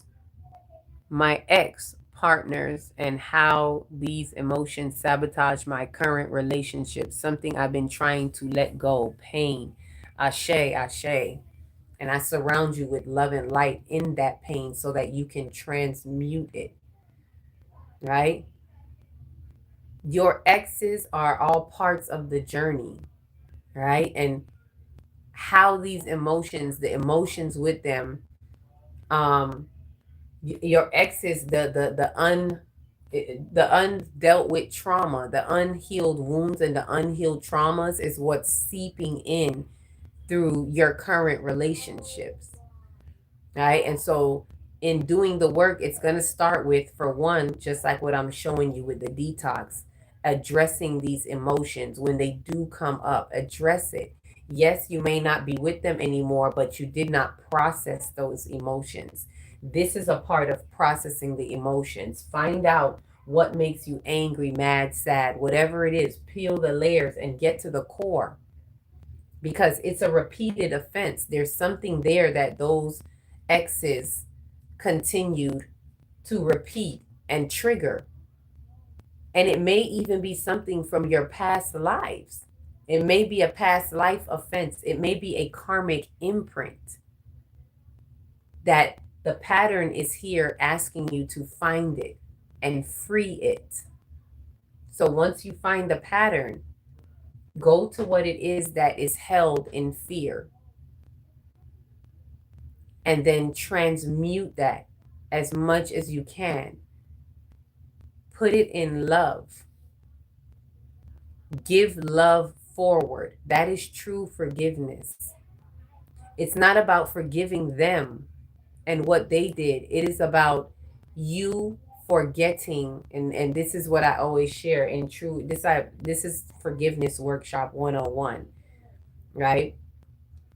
Forgiveness is about forgetting the fear-based emotion that is holding you there to that situation. It's not the person. They are just the channels through which it happened. So giving love forward means practicing forgiveness in the term of forgetting the fear-based emotions that are being held. And the only way to forget it is to work through it to the core of fear. It's to transmute the fear. And when you transmute the fear into love, that is how you forget it. It's not forget it as in I don't want to remember the situation, because you're going to remember the situation. But do you want to remember it holding the fear? Or when you remember it, you can look at it and say, I remember that, and I'm glad I remember it. I remember the lesson. I remember the blessing in the lesson. I remember what it came to taught me, and for that, I have gratitude. I have an attitude of gratitude. When I do remember it, I remember it to not let it happen again. Because I now am in love and I have boundaries, I'm going to make sure that this current relationship is not a repetition, is not going to be a repeated offender to this, because I've learned my lesson, right? So it's something that you're going to be able to work through. I want to put those words to you that it works if you work it. So if you so choose to work this in the manner in which I'm breaking all of this down, and if you weren't here from the beginning, you can go back and watch and see breaking all of this down. And from there, you'll be able to ascend through this. You'll be able to alchemize this and transmute it. Ashe. And thank you for sharing. My concept of safety and stability, embracing me without the filter of my parents' religion, etc. Without my parents' religion, etc. What oppositional energy has instilled in my programming? Yes, that's a good question too. What oppositional energy has instilled in my programming? Whatever that opposition is, it is a part of the programming. It is a part of the demonic database, if you will. Right? And so you want to detach from that concept that you had of safety, because maybe for you, safety and stability means being safe within my family, being safe within what my parents' religion has imposed upon me, because they've impressed that this is equal safety for you. So that's a concept that you want to detach from. A lot of our detachments have to be from concepts, misconstrued concepts. And so when we face it, this is why the detox is so important. When you practice a detox, face these cravings, face these emotions, peel it back, build up the love so that you build your confidence in your spiritual identity, then you will be strong enough to detach without a care, to detach without fear, which is the block of the root chakra, to detach without guilt, which is the block of the sacral, to detach without shame, which is the block of the solar plexus, and to detach without grief, which is the block of the heart, as well as unforgiveness. You want to detach without any of that, because it's like a weight. Those blockages are major blocks for those chakras, and they are like weights. And so if you notice earlier, we were talking about the sacral. So remember, activate the sacral, because that's the emotional body. That's what's dealing with all of this. And we want to deal with it without guilt. This is why I said, whatever you eat, even if you eat a cheat, do it without guilt. If you end up eating a bowl of ice cream, eat it happily. Eat it without guilt of feeling like a failure, because you're not. Because knowing what you're doing, the winner in that, even if you eat it, you win if you come out of that asking the right question. Ask yourself, why did I eat this bowl of ice cream? Why did I eat this big bag of potato chips? But while you're eating it, eat it without guilt. So what we're doing now, everything that we're doing in this detox, detach without guilt. Right? And I'm looking at 8-8 now. I was looking at 7-7. Now I'm seeing 8-8, the infinite. I'm sad. I'm grieving the old version of me. What I thought life, relationships, finances, my self-esteem would be. And this is the part of us that we're letting go. Your finances. And these are all things from, Taurus. Like, I do a video about Taurus, but these are things of Taurus, which is about the material realm. Taurus is about finances and relationships. So watch out now, because Chiron is shifting into Taurus. And that is the wounded healer. So it's going to be breaking down all the wounds in this area that have to do with our finances and relationships. And yes, it affects your self esteem, which is your identity body. That's your self esteem, how you feel about self in relation to these things. The question is, do these things affect your identity, which we know they do, but to what degree is the question for you that you want to ask yourself. To what degree do these finances affect my esteem? How do my finances affect my esteem? Do I really need this money the way I think I need this money? Our definition of things have to change, detach from how we define things. Do I really need this relationship like I think I do? Just because they're my parents, do I need them? How much of this is a part of your identity? How much of it is intertwined in validating your identity? Because, see, when you really free yourselves, it doesn't matter who they are and what they do, because it does not validate the truth of you. Ashe?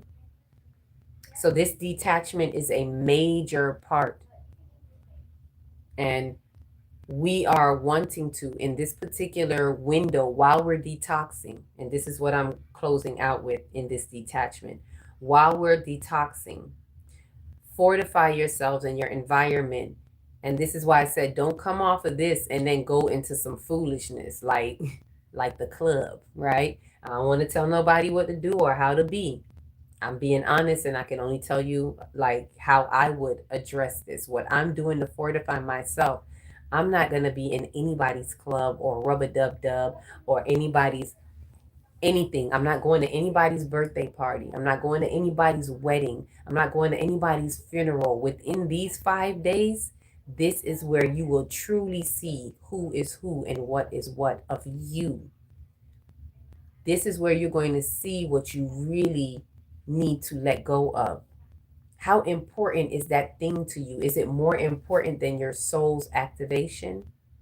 How important it is that I do something for someone who needs me, and they don't need me more than I need me. I can't be showing up for other people and not showing up for myself.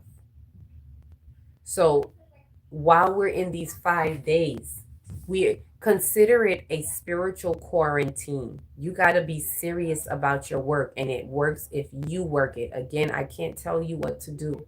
I can only show you how to be true. And for me, it's a no-go. I'm being very recluse during these 5 days because we want to be in the silence. This is why I wanted to do this now, give all of you the information, and then go into my silence.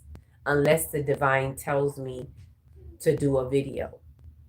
But I want to go into my silence and prepare for this summer solstice and the light codes.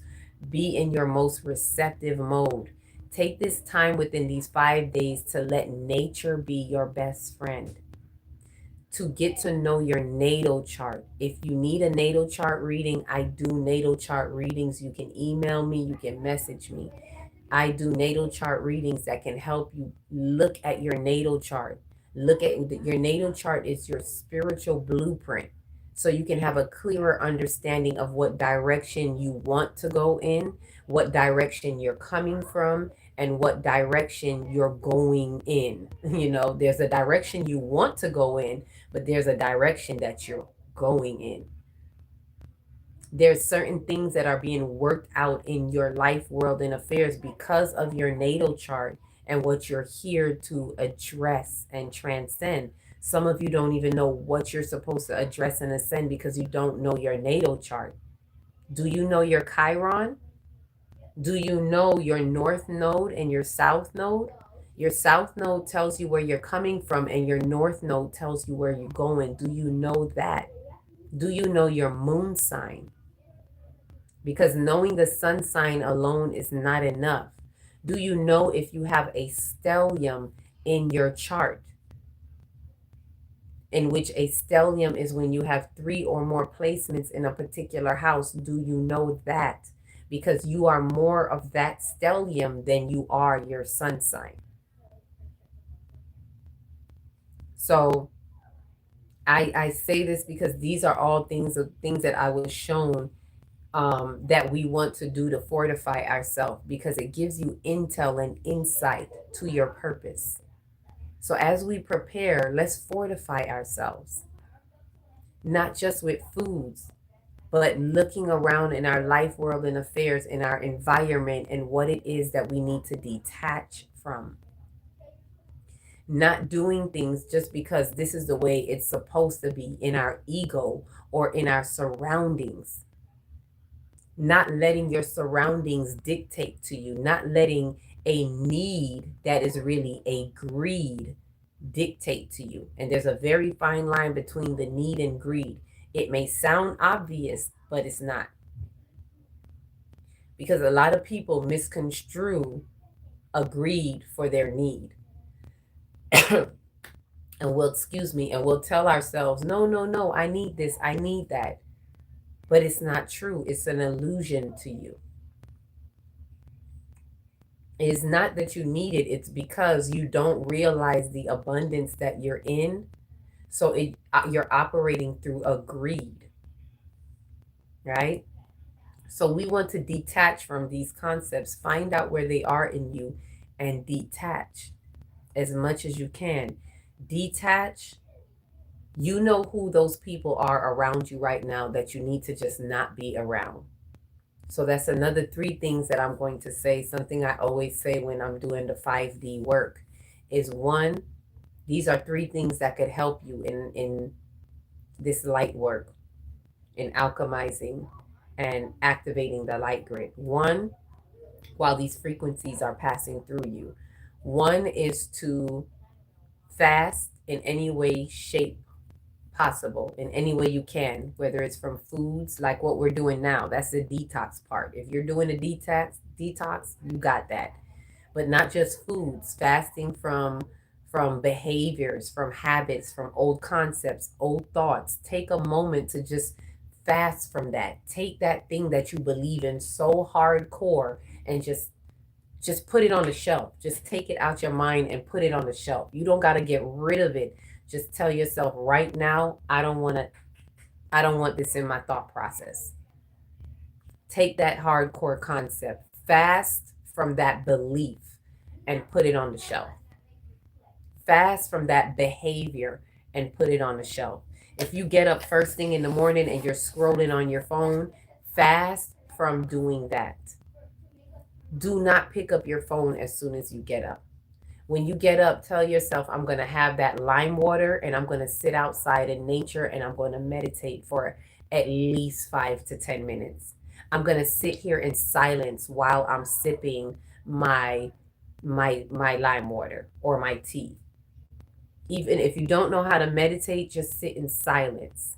Be to yourself. This is a practice. This is being proactive and something that you can do within these 5 days in conjunction with the detox. Right? Sit with your crystals. Take a spiritual bath. Please, at some point in this process, do a spiritual bath. A salt bath, for those who don't know what that is. It could be very simple. Just pour some Epsom salt, some sea salt, pink Himalayan salt. If you have a spiritual bath, you can purchase one. You can buy one, not from me, but people order them online. If you want to order one, you can do that, but you can also create your own. Set intentions when you sit in your spiritual bath to detox and cleanse, to detoxify your aura, your energy field, to remove things that you want to remove. Call out the things that you want to remove from you. Call out the person, places, and things that you want to detach from, the behaviors. Anyway, as I say that, I digress. Let me stick to the 3 things. So fast from anything that you can, foods, all of that. The second thing is remove yourself from any low vibrational person, places, or things. Now you see why I said I won't be going to any clubs or anybody's party, or because or anybody's wedding, because low vibrational people are there. Detach, remove yourself from any low vibrational person, places, things, or ideas. Remove it. If that means not being around your best friend or your bestie for a few, it's just 5 days, y'all. Practice this truthfully, and I guarantee you, you will see a difference. And the third thing is raise your vibrations as high as you can to the 10th degree. Raise your vibrations and do something that raises your vibrations, whether that's exercising, drawing, singing, writing, dancing, whatever it is that you can do, gardening, that you can do to the 10th degree of high vibration that raises your vibration, right? Not just anything that makes you happy. I'm not talking about just doing things that make you feel good that could possibly be a distraction. You want to be able to do whatever you're doing now, concentrating on your detox and detach, focusing on that, and doing things that are high vibrational to you, that lifts your frequencies while you're in this 5 days. All of this is what we're doing as a part of the detox, the detach. Do not be afraid to let go. Whatever it is that you could think about, just do it for 5 days. Whatever it is that you might even be afraid of detaching from. It could be a relationship. It could be a newfound relationship, and you're oh so happy in it now. But right now, you need to detach so that you don't have the distractions. Have the self discipline to at least detach. I was going to say distract. At least detach for 5 days. 5 days. Tell your friend for 5 days, I'm going to be unavailable. Tell your family for 5 days, I'm going to be unavailable. If it's that serious, if it's a job that you're on that's that detrimental to your soul, take off a day or two, right?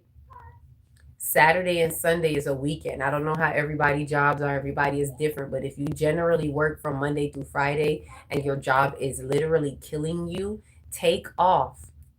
Today's Wednesday. Take off Thursday and Friday. Do not be afraid to call in without guilt, without obligation. Practice this. I'm telling you, it will turn over. You will alchemize something for you. This is how you shift timelines. This is how you quantum leap. Stop worrying about what they think. Stop worrying about your paycheck. Oh, I'm going to be missing 2 days. Then don't do it in fear. Stop worrying about these things. Take the 2 days off. If you know you're on a job that's toxic, that's draining, whatever it is for you, only you know you. The more you put in, like I said, it works if you work it, and only you know what that is for you. So if it is that, don't be afraid to take those 2 days off. Saturday and Sunday will take care of itself if you're already off for the weekend. If you work over the weekend, then take a bold move. I will not be here Saturday or Sunday. I will not be available. If they won't give you the time off, call in the day of and say I'm not making it. Something came up. I can't, emergency, whatever it is that you got to tell them that they got to comply to. And detach from that thing that is draining your soul. Detach from that person that is draining your soul. Just 5 days. If your soul, it could be a motherhood identity complex. Detach from that. Let the children wait. They will be all right. Aside from the fact that you feed them, make sure they're okay. Everything else, no, I'm not taking you to a birthday party. No, we're not doing that. Hey, let them get a little TV time or something. Take a break from those duties that you keep saying, I got to do this and no. If it's something that pulls on you and has been draining you, then stop. Stop and take a stock for 5 days. And while you're detoxing, see how much clarity comes through. And when you do that, you open up so much for you. You become such a open vessel so that when these light codes come on the summer solstice, you'll be dancing in it. And for those who are willing to be here with me, I will be putting going live at the solstice at the event. If you want something to partake in, if you don't have something to go to, these are the events that I go to. It has to be high vibrational. Oh, yes, let me say that. If you do go anywhere, let it be aligned with being high vibrational in truth, not being around us spiritual bypassers and calling that high vibrational. Well, they are spiritual, so it's high vibrational. No, be honest with yourself. Have you witnessed some lack of integrity and lack of accountability within this spiritual community? If you have, then don't go there. This is how you allow yourself to be true to you. This is how you authenticate the vibratory field. Do not go there. If you've witnessed, if you have bared witness to lack of integrity and lack of accountability, do not intermingle and call it spiritual. Do not intermingle and call it high vibe. Let me say it this way. Do not intermingle and call it high vibrational because they're spiritual. The spiritual house is getting the shakedown. It has been getting the shakedown. And a lot of us by now have realized that not everything spiritual is good for you, because we got a lot of spiritual hypocrisy and a lot of spiritual bypassing. And that's not what you want to do or what you want to be about. So detach from all of that, detach from entertainment. I don't care if you got tickets to go to the next Beyonce or whatever concert, decline, sell the ticket, do not partake. These are distractions. If things come up on your feed, if people come around you and they're talking about things in the world that are distractions, leave it right there. And please, by all means, do not get caught up in this upcoming distraction of Independence Day, the 250, because that's a big lie and illusion. Do not partake in that. So, faithfully, this will prepare you on how to detach from even those holy days and holidays, because they are all distractions. And allow that to help you find the true timeline in life, right? And speaking of that, what I will say, don't forget to find your true timeline in the 5D calendar, right? Which you can get here at a 5D corner near you. This is another tool. I'm going to be doing more workshops as well with this. We did one already to help guide us through and restore us and return us to our true timeline. This is all a part of that. Celebrating the solstice is a part of remembering um, a part in the true timeline, a quantum, a mile marker, if you will, or a portal, however you want to look at it. So, for those of you who are interested in this, and what I'm going to do for those of you who are here interacting, if you don't already have one, I'm going to go ahead and I'm not going to say gift, but as I did say, I would give this at a very discounted um, price. So for those of you that have been here, let me see. I'll make sure I go back in and I see your names. I know Nikki was here. Insight is here. Emerald, thank you for the 999. There was somebody else. Nikki, Insight. Oh, looks human. Weed 74. Those of you who are here and I can see you here because you commented and you interacted. Thank you for sharing that light. So if you would like a 5D calendar, just email me and let me know. Um, I'll jot it down here or whatever, and you'll be able to get it for half off. You'll be able to get it for half off. All right. So email me and I will discount you this as a token of my appreciation to your presence in this process and as inspiration and motivation to be on your alignment so you can be in your alignment so you can be on your assignment. So thank you for those of you who are here faithfully. I shared, broke it all down for you.